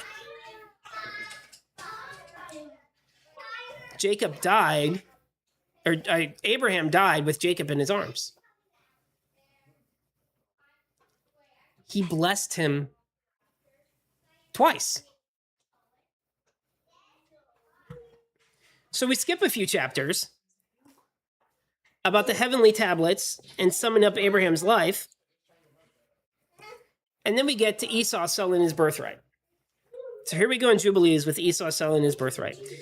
And it came to pass after the death of Abraham that Yahweh blessed Isaac his son. And I didn't put this in here because we already went over Isaac being in Hebron and giving up his wife and all that stuff. Yahweh blesses Isaac and continues the promise with him after that. So Isaac is being righteous in some senses. He is a righteous man overall. Because that's what the text says. So Yahweh blessed Isaac his son, and he arose from Hebron and went and dwelt at the well of the vision in the first year of the 3rd week of this Jubilee, 7 years. And in the first year of the 4th week, a famine began in the land, beside the first famine which had been in the days of Abraham. And Jacob sold lentil pottage, and Esau came from the field hungry. And he said to Jacob his brother, give me this red pottage. And Jacob said to him, sell me thy birthright, and I will give thee bread, and also some of the lentil pottage. And Esau said in his heart, I shall die. Of what profit to me is this birthright? And he said to Jacob, I give to thee. And Jacob said, swear to me this day. And he sware unto him. And Jacob gave his brother Esau bread and pottage, and he ate till he was satisfied. And Esau despised his birthright. For this reason, Esau's name called Edom, on account of the red pottage which Jacob gave him for his birthright. And Jacob became the elder, and Esau was brought down from his dignity. So you said there was a piece missing. Remember it said he came from the fields empty-handed? There was a famine. So he wasn't just being dramatic. I mean, he was being a little dramatic, but he wasn't just being like, I'm really hungry, I'm gonna die. There was a famine in the land. He's like, I can't find any food where I'm hunting. I can't get anything. Can we go out to eat? We got food at home. Yeah, go out. You got food at home. Now remember, Jacob has been given the blessing from Abraham. We talked about the idea of rebellion, and that even when we rebel against those who are rebelling against what the Father said, we are to do it in a way that's not rebellious. Could Jacob be trying to get the birthright that has been given to him without rebelling against against Esau and his dad? He didn't steal it. He said, do you want to sell it? Yeah, but I can't buy that because, objectively speaking, that would mean you would have to explain that to Isaac, and Isaac would have to honor that exchange, which doesn't happen anywhere. It's almost adding to the deception. Because that's premeditated. Exactly. That's even worse. And even like talking to Rebekah, he's like, "Oh no, it's gonna be a curse if I do this." But he's not deceiving anyone. He's just being a good business. All he's doing, he's making a business deal. He's pre-planning. He's pre-planning deceit because it wasn't a good business deal. Because the business deal involves a third person. But look at this from. I can't get this to change. His brother, it's like if he cared about his brother, he would just say, "Yeah, you're about to die. Here's some food." So that to me is a little. So was he really about to die? Maybe if he came as a famine, and it's why would he not just give his brother food? So he's a little not necessarily. Or is it because he couldn't find the meat he liked? Because they had goats, even in the Genesis story, they had the goat that Rebekah could make a meal. I mean, that's still reading into. I mean, either way, we're speculating as to why. We don't necessarily have that reason. But we're trying to figure out Based on why this seems correct. But still, He went out based in on a the text. famine on purpose. So it seems. I mean, imagine coming back empty-handed and that's your job. There's pride in the way whether we like it or not. Maybe he wanted to go because there was a famine. Instead of taking food from his family, he was wanting to go get his own food. So I mean, we can read into it either way. But based on the words that we have, he didn't come to with food.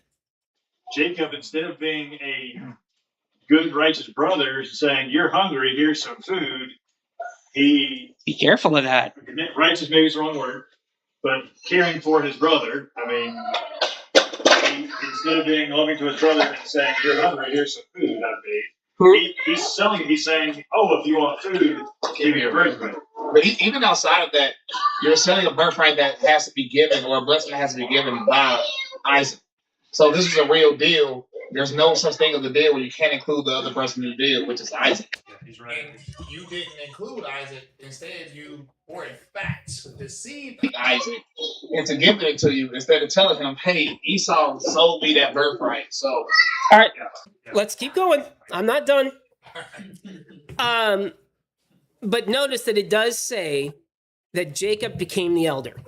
Regardless of the way it happened, regardless of the ambition or drive you want to put behind it, regardless of whether you want to call it righteous or not, it did happen. Esau despised his birthright. He sold it, and Jacob became the elder. All right, let's go on to the next passage. There's the famine. And then he became the elder. See, I'm going faster than my notes here. So here we have the command. So this means the inheritance is now rightfully whose? Jacob's. Esau sold it. Whether it was a deception or not, whether it was premeditated or not, Esau sold and swore his birthright away. yes in theory, but no in reality, because you can't make a deal if the other person is not included on the deal. Because He's just dealing with Esau. It's not a fleshly deal. This is the deal Abraham. This is the seed. Yes, but it can't be a righteous deal because you had to deceive to get the reward from that deal. So clearly, he did this. He deceived Isaac to get that. The Isaac part, sure. That's later. We're talking about this right now. The whole soup part. But you can't talk about the deal he made with his brother without bringing in Isaac, because the whole thing is about the blessing he received from Isaac. That's a whole conversation. But the blessing goes to who? Isaac wanted it to go to Esau. The blessing is to go to who? According to Abraham, it goes to Jacob. But it goes to the firstborn. Yes. So it goes to Esau. Should go to Esau. He gave up his firstborn. He gave up his birthright. He gave up his firstborn birthright. But that can't be righteous, because if it was righteous, he wouldn't need to deceive Isaac. But he's also Not necessarily. Let's keep going. he verbally made a vow to do that. So I said swear to me. He said, "Swear to He me." didn't have without Isaac. That doesn't make any sense. All right, so we're not even to the account of Isaac blessing yet. We still have yet more data to gather. So you see how the narrative is slightly shifting to what is going on. It's starting to line up more with what the rest of Scripture says, that Jacob is righteous because he's learning and he's staying at home and he's following the ways of the Father. Abraham sees him as righteous. Abraham's given him the covenant. And Esau is not a godly man. Look at this one. More examples of Jacob and Esau. Jubilees 25. And in the second year of this week in this Jubilee, Rebekah called Jacob her son and spake unto him, saying, My son, do not take thee a wife of the daughters of Canaan, as Esau thy brother, who took him 2 wives of the daughters of Canaan. And they have embittered my soul with all their unclean deeds. For all their deeds are fornication and lust, and there is no righteousness with them, for their deeds are evil. And I, my son, love thee exceedingly, and my heart and my affection bless thee every hour of the day, watch of the night.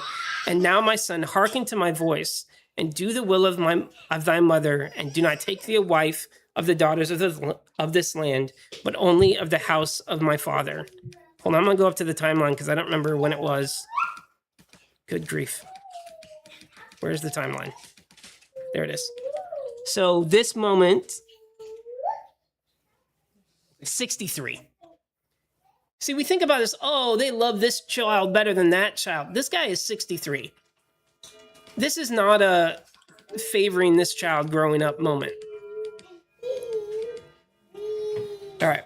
To the house of my father and my father's kindred, thou shalt take thee a wife of the house and my father and the Most High God, and bless thee, and thy children shall be a righteous generation and holy seed.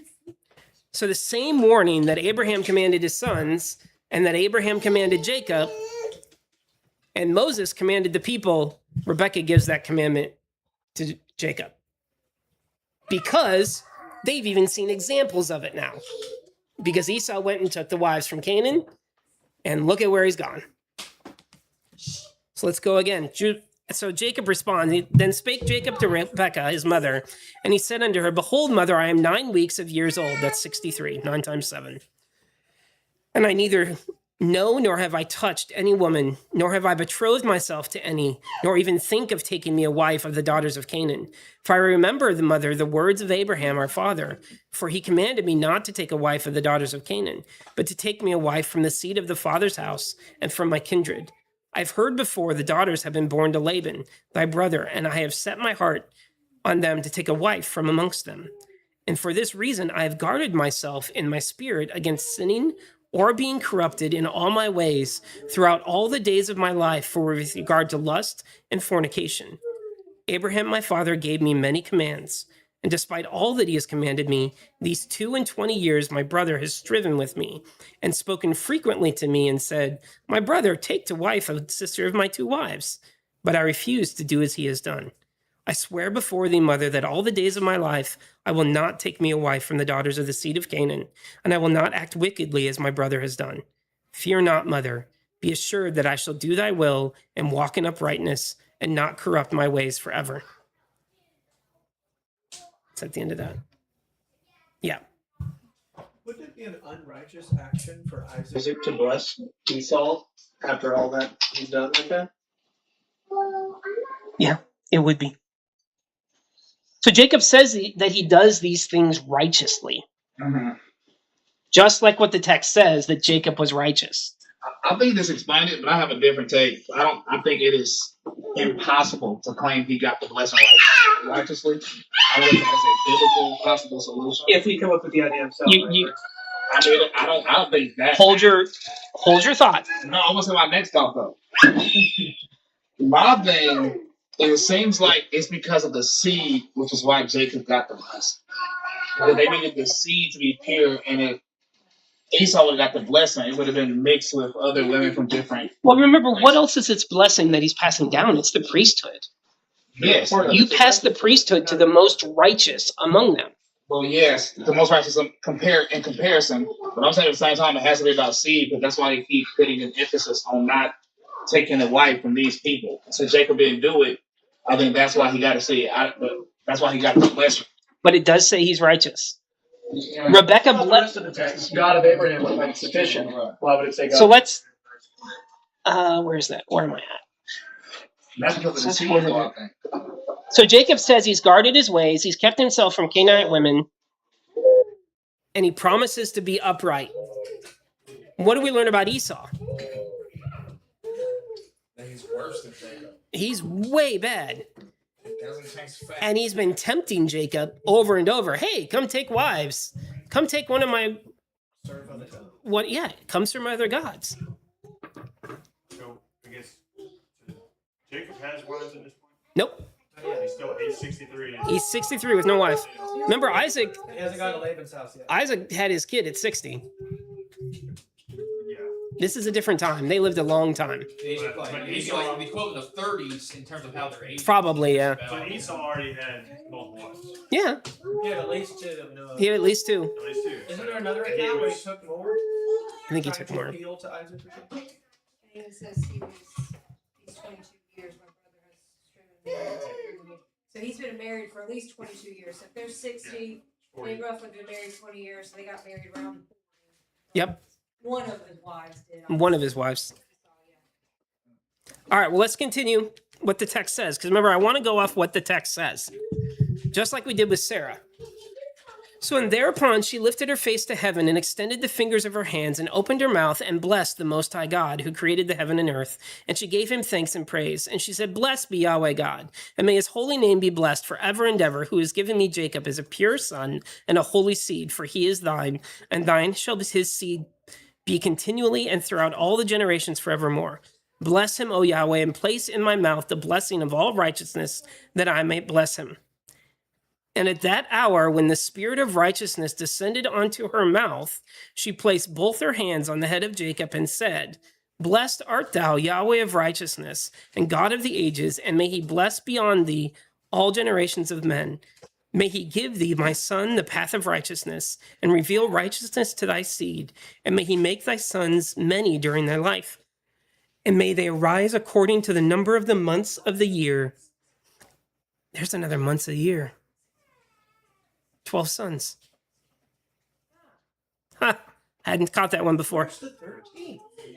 And may their sons become many and great beyond the stars of heaven, and their numbers be more than the sand of the sea. And may he give them goodly land, as he would give it to Abraham and his seed after him always. And may they hold it as a possession forever. And may I see born unto thee, my son, blessed children during my life, and a blessed and holy seed may all thy seed be. And as thou hast refreshed thy mother's spirit during her life, the womb of her that bare thee blesses thee thus. My affection and my breasts bless thee, and my mouth and my tongue praise thee greatly. Increase and spread over the earth, and may thy seed be perfect in the joy of heaven and earth forever. And may thy seed rejoice, and on the great day of peace may it have peace. And may thy name and thy seed endure to all the ages, and may the Most High God be their God, and may the God of righteousness dwell with them. And by them may his sanctuary be built unto all the ages. Blessed be he that blesseth thee, and all the flesh that curseth thee falsely, may it be cursed. And she kissed him, and said to him, May Yahweh of the world love thee as thy heart of thy mother, and her affection rejoice in thee, and bless thee. And she ceased from blessing. Jacob says he does things righteously. He doesn't marry Canaanite women. He's obedient to Abraham. Rebekah blesses him, calls him a pure son and a holy seed. Does this boy sound like he's just a mama's boy? Yes. Also, I think he was talking about pure in terms of not mating with other women in the context of Could be. And then it said pure. I think that's about the seed. I think all of this in context confirms what I was thinking. But he keeps talking about righteousness. Yes, even in righteousness, as far as what we just read, it was all in context of the seed and generations and the future. Future seed, it has to be because of Abraham's original blessing. Before Abraham, we got blessed by God, it says we'll have seeds go down this way. Right. He couldn't have if he do it through Esau because he was marrying women he shouldn't be marrying. But so I think that's why Jacob was chosen. I don't think that changes the fact that he got the blessing through the seed. Does it sound like the act of some mother who just likes this child better? Or does it sound like the act of a mother who has seen what the father's ways are and seeing the son follow the father's ways? Directly from Abraham. Remember with Sarah how we have to go by what the text says, and what it shows is righteous by how Yahweh reacts and says. If Rebekah is wrong in this moment, would the Spirit have come over her to prophesy like this? That's confirmation that it's right. What exactly is right? Because I feel like it's a thin line. It's kind of a dangerous Line with Tony right now. Because at the end of the day, you have to include all of it. They're not saying Rebekah per se, so much she's just following what Abraham told her to protect the kid. She definitely lied.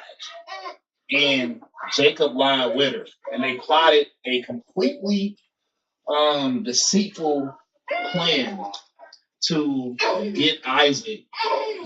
So no, you can even say Isaac wouldn't have done it on his own because he loved Esau more. Great. You can say Esau was terrible and worse than Jacob. Awesome. I agree with all of these things. You can say Abraham said it should go to Jacob. I agree with all of those things. But I feel like this doesn't change the facts. All right, let's keep going. So Okay, to lie to the unrighteous. now we are getting to the moment of the blessings from Genesis. So let's recap. Thus far in Jubilees, Abraham loved Jacob. Rebekah loved Jacob. The blessing has been passed down to Jacob from Abraham twice. The blessing has been given to Jacob by Rebekah. Esau has sold his firstborn rights to Jacob, and Isaac loves Esau. So, who does the blessing of the firstborn in the seed and the covenant and promise belong to at this point? Who should it belong to? Jacob. Do you remember why Isaac loved Esau more? He gave him meat. All right. And it says in the Masoretic and the Septuagint, Isaac loved Esau because his hunting was meat for him. Or Isaac loved Esau because he had an appetite for hunted game. So Isaac is not loving Esau for his righteousness. He's not loving Esau for his behavior, has nothing to do with Esau's behavior. It's nothing to do with how he treated his mother, which remember it says he was quarreling with his mother, which was very poorly. It has to do with meat. I think you could even simplify, well, not simplify, but make it known like Isaac loved Esau because of what he was providing. Yep. What he could get from them. And it was tasty. Way to a man's heart is through the I mean, was he? You could have been selling something. Don't say that he wasn't. No, it's just because of his appetite. So he ate it. So the other thing is, remember what Abraham said to Rebekah. Well,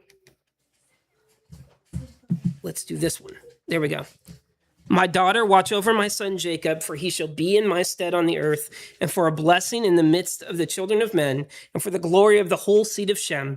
For I know that Yahweh will choose him to be a people for possession unto himself, above all the peoples that are upon the face of the earth. And behold, Isaac my son loves Esau more than Jacob, but I see thou truest love Jacob. So he says, watch over Jacob, because Isaac will love Esau more. Not righteously, unrighteously. So we always talk about context. Wait, it says he will love Esau more unrighteously? Well, no, we know he doesn't love him more righteously. He loves him because of meat. Yeah, but it doesn't say unrighteously, though. Well, it does. We're supposed to... But who gets blessing, who gets favor? That who is righteous. Yeah, but see, my next question would be, why didn't Abraham ever tell Isaac? The same thing he told Rebekah. What if he did? Well, I we mean, don't have that. that'd be a great conclusion to come to. So I don't think we can even contemplate on that, because if he did, then that would make what Isaac doing is sin. But Isaac is called righteous in the same way, if not more so, than Jacob is called righteous, because he's in the Hall of Faith. So Jacob's in the Hall of Faith too. Oh, you're true. But Isaac is they're both called righteous. So we're basing righteousness on that. May I make an assumption from all of this just because you asked that question? I bet that it's because Abraham knew Isaac wouldn't listen, and he knew Rebekah I think would. so. Now, is that well? Because here's why. Rebekah already loved Jacob, and so he's telling her, "This is where the line's going to go through. You got to protect him because his dad's not going to choose him." Now, is that the right way to go about it? I don't think so. I think he should have talked to Abraham should have talked to Isaac, but he didn't because he already knew Isaac loved Esau. Yeah. I know that's what they're saying, but at the same token, You have to give somebody like Isaac, who's a righteous man, the opportunity. We're not done. Huh? We're not done. Okay. It's like, I'm waiting for it, man. I'm waiting. And it's Jubilees 26. Here we go. Finally getting to the blessing of Jacob and Esau. And in the 7th year of this week, Isaac called Esau. So they were, what did we say? They were like 64? 63 when. They were 63 earlier. Okay, yeah. He's now like 64, 68. I forget what the timeline said. Forgive me. In the 7th year of this week, Isaac called Esau his elder son and said unto him, I am old, my son, and behold, my eyes are dim and seen, and I know not the day of my death. And now take thy hunting weapons, thy quiver and thy bow, and go out to the field and hunt and catch me venison, my son, and make me savory meat, such as my soul loveth, and bring it to me that I may eat, and that my soul may bless thee before I die. Stop right there. He said he didn't. He knew he was going to die. He knew he was going to die. What did Isaac just ask for? Meat. And how did he describe it? Savory. Savory, which my soul loves. My soul loves. Soul food. Soul food. Oh, now. Says, such as my soul loveth, and bring it to me that I may eat, and that my soul may bless me before I die. Is he wasn't even saying gonna that talk because to he is angry at Esau right now, or Esau was being rude? So he's like, bring me some food so I'm happy. Or... No, I think he was saying, I'm going to die soon. Bring me what I love. And when you bring me what I love, I will give you a blessing. He's basing his blessing off the meat. I think he was gonna give him the lesson regardless. Yeah, that's still. It didn't feel odd that he would even like have to go through and say this, because if Esau was already doing that, that's why I loved Esau. Then it's like, wow, you need to go and say this again. I think he wants the food because he's about to die. He wants something Yeah, I want smack my him final meal. My final meal before I This die. last meal. So once... That Esau wouldn't go and hunt, because he was rude. Was he not going to go? And that's why Isaac made it. Go get it for me so I may bless you. Because Like a transaction. On I that. think, well, also it's kind of ironic because this is what started this whole thing in the first place. He agreed, he swore that he would give his birthright to Jacob for food, and then on account of food that Isaac loves, it was given to someone else, the same person that he already. Should Esau not have said, sorry, it's not mine? That would have been the correct thing to do. I have a question though, because when we talk about Jacob, when everybody here is saying, well, he was obedient to his mom, and somehow everybody's in here saying that was righteous. But right here, when we don't get the food, he's being obedient to his father. Yes. That's. Food, bringing food. Is that what you're saying? But if he's worshiping other gods, does his little obedience to to his father count anything? I'm saying we've already established that Esau was worse. I'm just saying we've accredited righteousness to Jacob for things That we're not looking at the same way. Esau. But we're accrediting righteousness to Jacob because of the whole realm of things, not because of one moment. Before we got there, it was definitely, that was one of the. We said yes, it was righteous to be obedient. Yeah, like, I'm saying here, he was just being obedient to his father. Sure, I have no problems with that. Yeah. All right. So he says once Isaac gets the meat that he so much desires, he's going to give Esau the blessing. Wasn't it food that got Eve into trouble? That I desire, that looks good for food? And this is against Abraham. This is against what Esau already gave up. And this is against what Yahweh has said. Let's continue. I don't agree with those assertions. Yahweh said that through the blessing that came over Rebekah to bless Jacob. Yeah, Yep. But the difference is God told Eve to not eat from a specific tree. Once again, Abraham don't have any evidence that he told Isaac that the blessing should go to what's it called? No, my point is that his blind spot is food. Oh, His blind spot is food. okay. So, but Rebekah heard Isaac speaking to Esau, and Esau went forth early to the field to hunt and catch and bring home to his father. And Rebekah called Jacob her son and said unto him, Behold, I heard Isaac thy father speak unto Esau thy brother, saying, Hunt for me, and make me savory meat, and bring it to me, that I may eat and bless thee before Yahweh, before I die. And now, my son, obey my voice and that which I command thee. Go to thy flock, and fetch me 2 kids of the goats, and I will make them savory meat for thy father, such as he loves, and thou shalt bring it to thy father, that he may eat and bless thee before Yahweh, before he die, and thou mayst be blessed. So Rebekah, is she, now with all the context we have, is she a petty wife that just likes one kid better than the other? Not once they're 60 something, they're No. 60, but And she just wants to try to pull one over on her husband? What Yeah, if but what if she knew that he really just wanted the meat, and basically if he can get that meat and he only asked Esau because he knew that Esau was a hunter and was going to give him then I'm going to bless you. But now it's like if somebody else gives him that meat, then maybe he'll get that blessing. My answer is still It's from the yes. meat. Is she obeying what Abraham commanded her? Yeah. yes, but who's she supposed to? Is she obeying what Yahweh prophesied through her?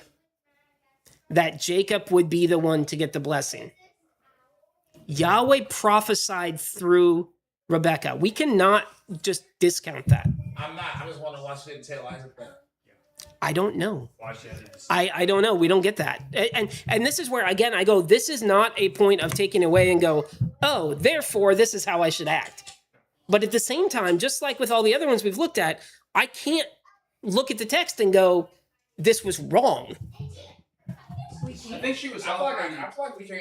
I think she was operating like based off of what she thought was the only way to get it done at that point. Yep. Try and get No that. way she's not. Similar to how Sarah, Talking to Isaac. Let's That is- think about everything that's happened if Esau would have got the blessing Jacob got.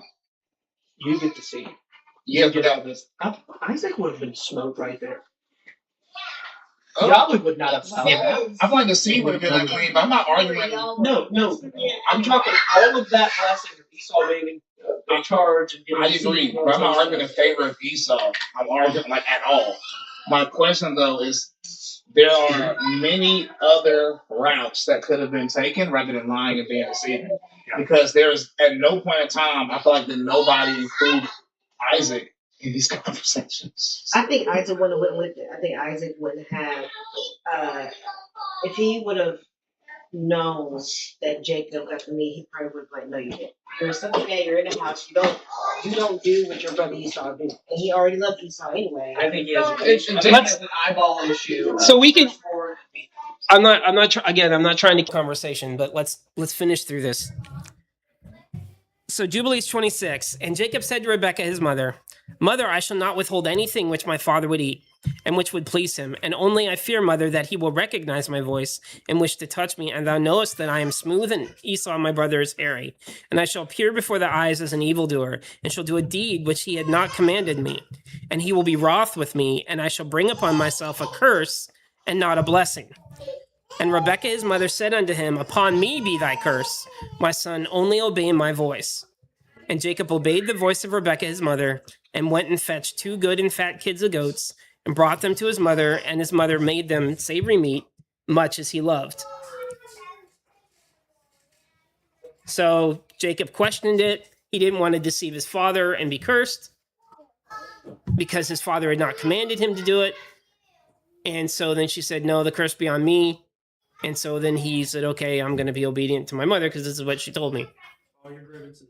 And that's the same way in Genesis how it pretty much reads. That's the same way in Genesis that it reads. But it's also him acknowledging that he's about to do something bad. Oh yeah, no, because if he got caught, he think that he was going to get cursed. All right. Yeah. Here goes the moment. And Rebekah took the goodly raiment of Esau, her elder son, which was with her in the house, and she clothed Jacob, her younger son, with them. And she put on the skins of the kids upon the hands and exposed parts of his neck. And she gave the meat and the bread which she had prepared into the hand of her son Jacob. And Jacob went into the father and said, I am thy son.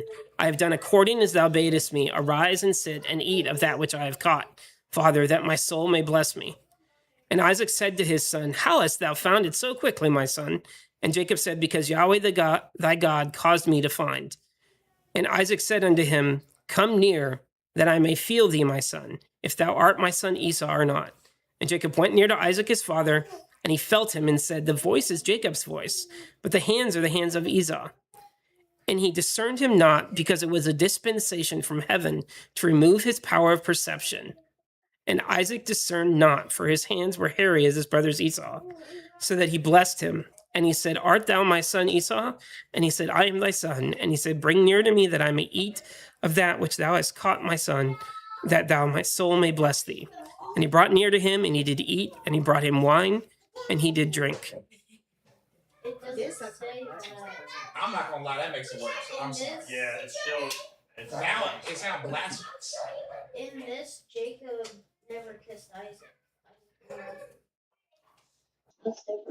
You say it's blasphemous, but It sounds. I said it sounds. we have to go off what the text says. We do, and the text just said that he said God told him to go get the sheep, and I know for a fact it was his mom that told him to go get it. He said the father provided it.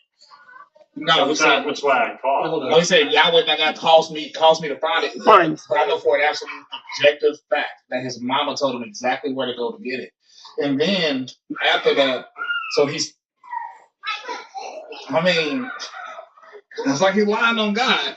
But and then even in this part it says heaven removed his power. So that's not Jacob talking. That's just the text talking. So That would be the angels. yes, which I can accept. But at the same time, he didn't have discernment also because the mom hit something on Jacob to make it seem like he's more hairy. But it said Also, how you read it though, it seems like this is God, Yahweh approves deceit. you mean like Rahab? Yeah, I was thinking. Like Isaac? This is Like Abraham? No, this is not like Abraham. I think it's not even like Isaac. You know what I think? Isaac says she's his sister. She's not his sister. It was an objective lie. But this is a plan and a plan put together with multiple people, an elaborate lie. And then in the lie, he said Yahweh told me to find it.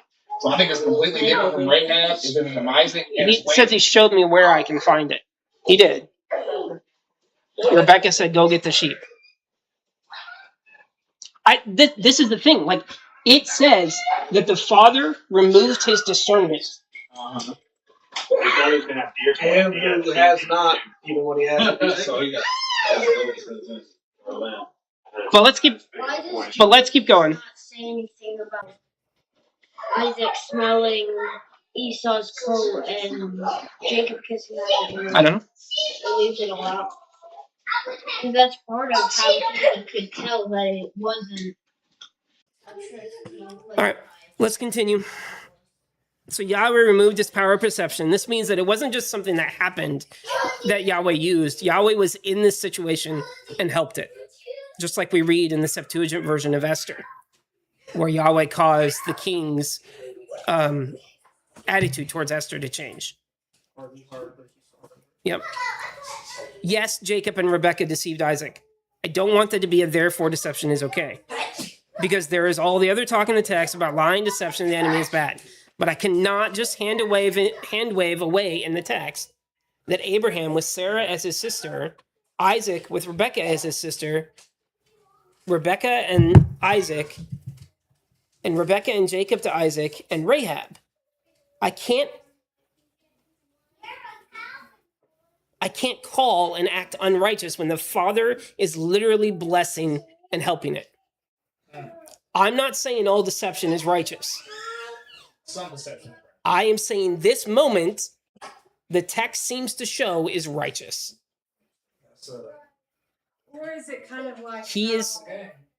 just a thought how Judas, maybe this isn't the best example, but like how Judas allowed Satan to come into him and make things happen. So it's very similar to how it says God hardened Pharaoh's heart. Like not necessarily the way in which we have to get to the next step.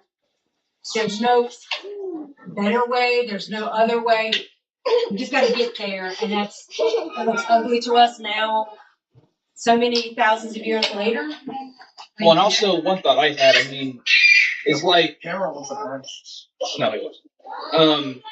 It's like it could just be also a way of like preventing Isaac from even being potentially defiant. Because you get what I'm saying? Because like I don't know. I see it sometimes with people, even brothers today. There's, believe it or not, there are some Trinitarians that don't realize there's no other view than the Trinity. But with some of them, they have a good attitude. It's like, well, maybe it's kind of better they don't know at this time because they could just be defiant if they hear the truth and say no. I don't know. That's my thought. I'm not saying that's gospel. What is the verse? Do not revile your father in his old age. Yeah. It could, or when he starts to lose his mind a bit. But it's Yahweh protecting his line, this seed, because it cannot go to Esau. And it does not rightly go to Esau anymore. So let's look at the next, where is that? And Isaac his father said unto him, come near and kiss me, my son. There it is, Riker. And he came near and kissed him, and he smelled the smell of his raiment, and he blessed him and said, behold, the smell of my son is the smell of a full field, which Yahweh has blessed. And may Yahweh give thee the dew of heaven, and the dew of the earth, and the plenty of corn and oil, and let nations serve thee, and people bow down to thee. Be Lord over thy brethren, and let thy mother's sons bow down to thee. And may all the blessings wherewith Yahweh hath blessed me, and blessed Abraham my father, be imparted to thee and to thy seed forever. Cursed be that he that cursed thee, and blessed be he that blesseth thee. And it came to pass, as soon as Isaac had made an end of the blessing his son Jacob, and Jacob is gone forth from Isaac his father, that Esau his brother came in from his hunting. So, if he had done this with Esau, it would have been against Abraham, and it would have been against Yahweh. Was the blessing of Jacob done by Isaac in faithfulness to Yahweh? Doesn't seem like that way. It seems like he was deceived. Yeah, but I still think he did it in faith.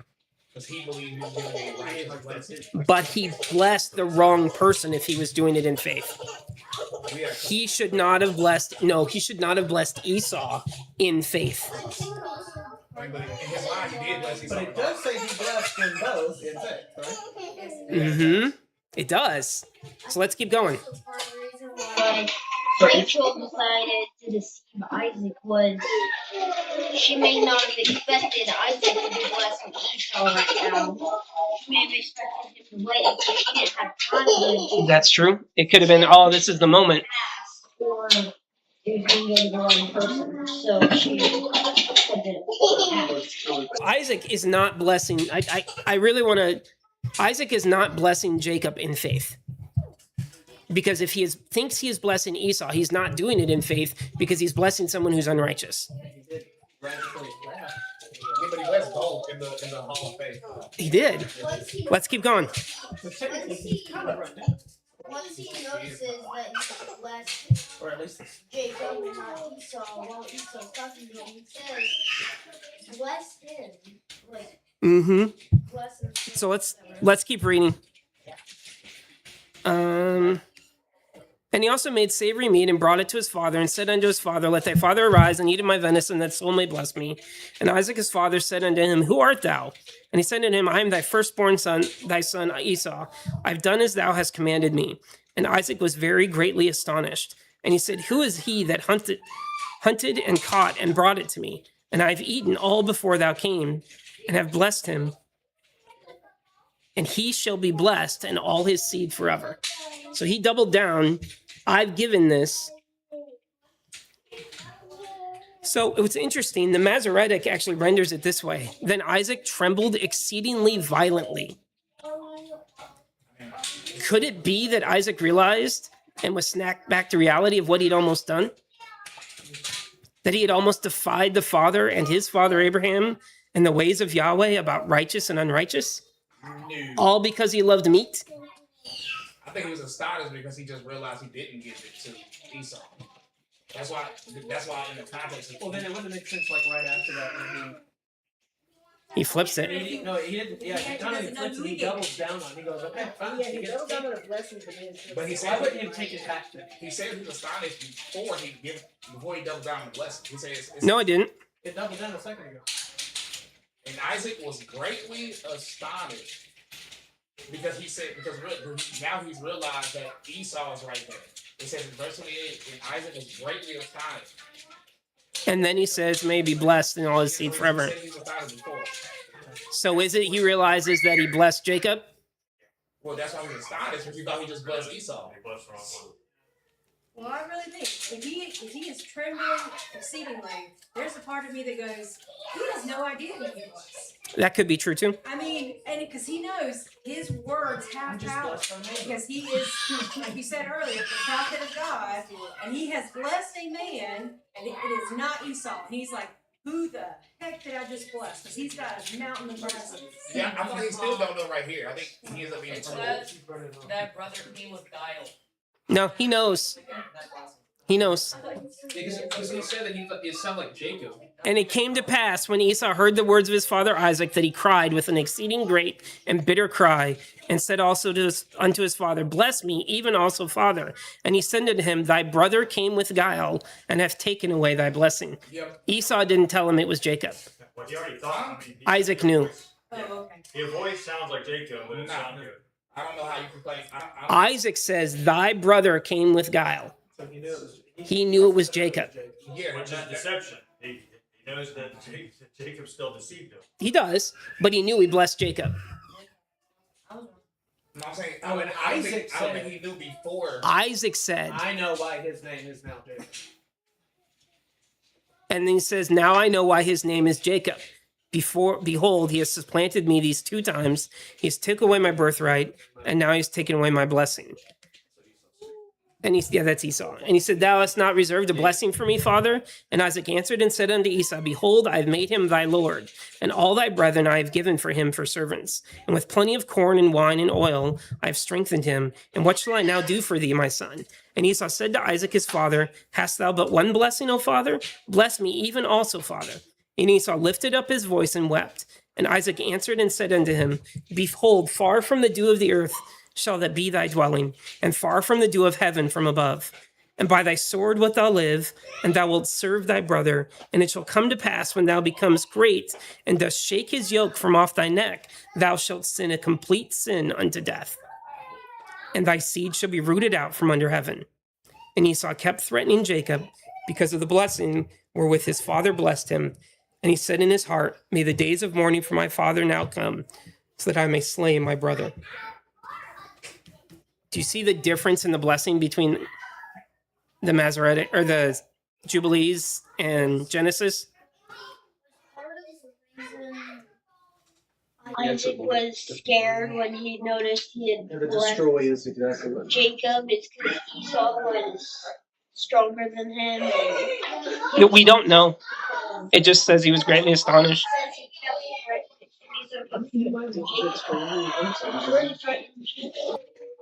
So you'll notice in there, The destroy is. when you stop serving your brother and destroy, you will be set free.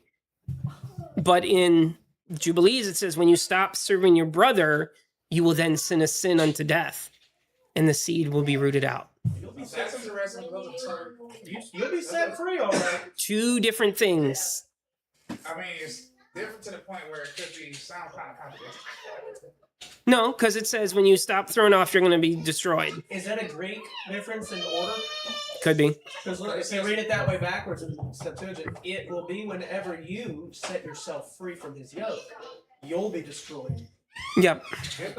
This says it will be whenever you destroy it, then you will be set free. His yoke from your neck. Yeah, that's what I'm saying. The Greek sometimes the order is sometimes strange. Not every time. I think it's more so one is kind of like seeming to Do an interpretive transmission, and the other one's more the literal. Because I don't really see a contradiction anyway, because if you sin unto death, that is destruction. And Right. setting free the yoke of Jacob leads to that destruction anyway, because it's through Jacob the nations are blessed. And even in Right. what one of the prophets actually says there'll be a remnant of Edom because of Israel. It's one of the minor prophets, I think. Jacob But, is yeah. now ruler Correct. I find that Once Esau sins unto death, he no longer has a chance, which means he doesn't have to follow the ways because he doesn't have a chance once he does that. So he doesn't have to follow his brother anymore. All right, we're almost done. And the words of Esau, her elder son, were told to Rebekah in a dream. Oh, there it is. An angel said it. And Rebekah sent and called Jacob her younger son and said unto him, Behold, Esau thy brother will take vengeance on thee, so as to kill thee. Now therefore, my son, obey my voice. Arise and flee thou to Laban thy brother, to Haran, and tarry with him a few days until thy brother's anger returns away. And may he remove his anger from thee, and will forget all thou hast done, when I will send and fetch from thee hence. And Jacob said, I am not afraid. If he wishes to kill me, I will kill him. But she said unto him, Let that not be bereft of both my sons on one day. And Jacob said to Rebekah his mother, Behold, thou knowest my father has become old, and does not see because his eyes are dull. And if I leave him, it will be evil in his eyes, because I leave him and go away from you. And my father will be angry and will curse me. I will not go when he sends me, then only will I go.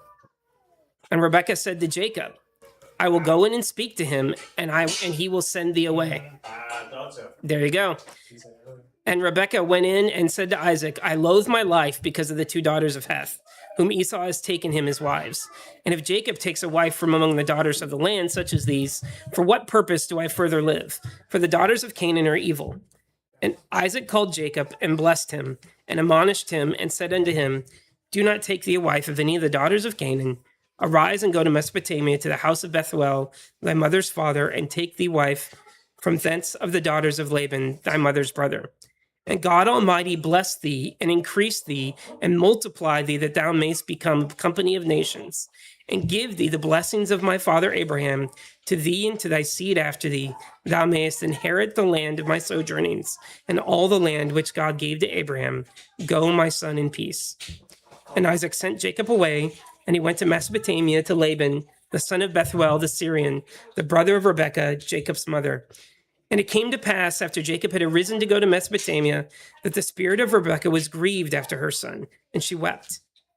And Isaac said to Rebekah, My sister, weep not on account of Jacob, my son, for he goeth in peace, and in peace he will return. The Most High God will preserve him from all evil, and he will be with him. He will not forsake him all his days. For I know that his ways will be prospered in all things wherever he goes, until he return in peace to us, and we see him in peace. Fear not on his account, my sister, for he is on the upright path, and he is a perfect man, and he will not perish. Weep not. And Isaac comforted Rebekah on account of her son, and blessed him. He is a perfect man. And he's on the upright path. I'm not gonna lie, that don't make I tell you, don't make no sense. it's crazy. Yeah. So Isaac blesses him again directly and speaks the promise of Abraham and of the seed and all the land. And this time he did it in faithfulness to Yahweh.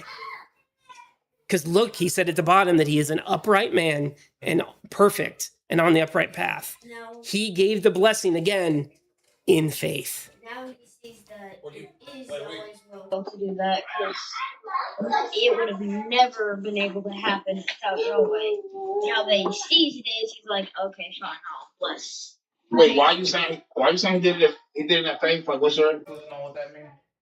This time he wasn't deceived. This time he wasn't giving the blessing to the wrong person. This is way after this. But I feel like this is because he's already accepted what he's already done. We already know he was astonished and shocked. Did he bless him in faith, though? Could this be a scenario of Yeah, but I believe- Judah and Tamar? I believe he did it in faith. Both of them in faith. But he didn't do it in faith. Faith. What is faith? Faith is exercising your trust. Right? Well, no, belief is exercising the faith. It's trusting so much that you act on it in the Father. Correct. The Father says the blessing goes to who? The righteous. Yes, but what I'm saying is he gave it. You're not He didn't give it in faith. He knew Esau was unrighteous. I don't think that's what I'm saying. He was going to give for a fact, no question. He wanted to give the blessing to Esau. Yes? Period. Yes? So when He was deceived. He gave the blessing in faith because he was giving a real blessing. I can't blame Isaac for what someone else did. And then what makes it more in faith is once he realized he was deceived, he still stood on what he had already said. I don't believe we can say he did it on faith because of this part that happened well after, because this is well after. And you can't say that he knew he was giving the blessing to Jacob when he did it, because that wouldn't make it. No, I don't agree with that. He did not know. Was it good faith because now with God one. I think he didn't give it for his own self. That's my point. That's my point. But then he's not an example of the father's enduring faith. The Hebrews, back to the Hebrews. Back to the Hebrews. Yeah, that's If it was faith because he didn't give it to the righteous one, that was not a blessing in faith to Yahweh. That was a blessing. But it also shows that he's human and he's doing traditions of man. Absolutely. Yes, that's what I was saying about Judah and Tamar. Remember, he said she is more righteous than I, even though she technically had to go in a weird way to do it. Right. And it's technically not righteous because he said he'd give it to his son in the first place. So the whole scenario is. I think the main thing is leaving it after he did it, because no matter how you word it or no matter how we try to twist it, he was giving in his mind a blessing to Esau. But then he was faith in the wrong thing. It was not the enduring faith in Christ or enduring faith in Yahweh. What I'm saying that's the only way you can say he gave the blessing, because you can't claim he gave the blessing in faith because of something he stated after he gave the blessing. That's not giving the blessing. I mean, that's not. He could have given his faith blessing All right. to his firstborn. So Isaac calls Jacob on the upright path. He calls him a perfect man. He calls him faithful. Let's go back to our comparison. Does this fit the all text? And I guess I didn't put that slide in there. It was in there. Does this fit the all text better, to where it says Jacob was righteous and it says Esau was hated and it says Jacob was loved and chosen? This idea, the whole context that we have got, fits those texts so much better. Because the verse in Hebrews is truthful, even in our understanding of the Genesis account, now that we have all that context. Isaac is an example of faithfulness, I think is an important one. It shows that even though we stray in some ways, Yahweh may help us stay on that path. If we return to that righteous path, he will count us as faithful despite how we meandered along the way. It shows us that we all have our blind spots where you just can't see clearly. We need to listen to the counsel of brothers. We need to listen as men to our helpers sometimes, just like Isaac should have listened to Rebekah. And he did a couple times when he sent out Jacob. We need to listen to that counsel to help us with our blind spots.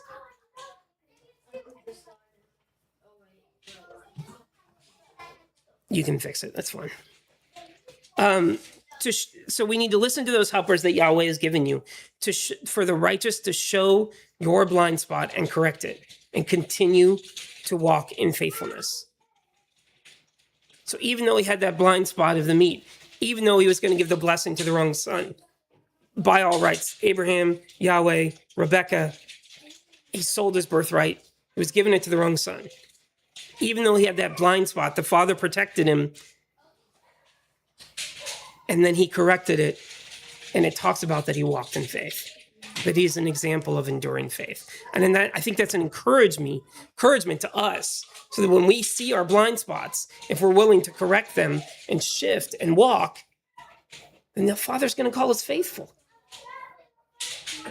He's going to count us as faithful, trusting so much in the words of Yahweh that we act on it. I know this was long. I knew this was going to be a discussion, and I know there's still questions, and I still have questions, but I hope this gives better context to the passage to help you understand why it would make these statements. So for those of you online, if you're still with us, thank you very much for joining us. We're going to go ahead and go into a time of prayer now. If you have any prayer requests, please go ahead and put them in the chat, and we'll make sure and pray for them. Thank you. May you have a great week.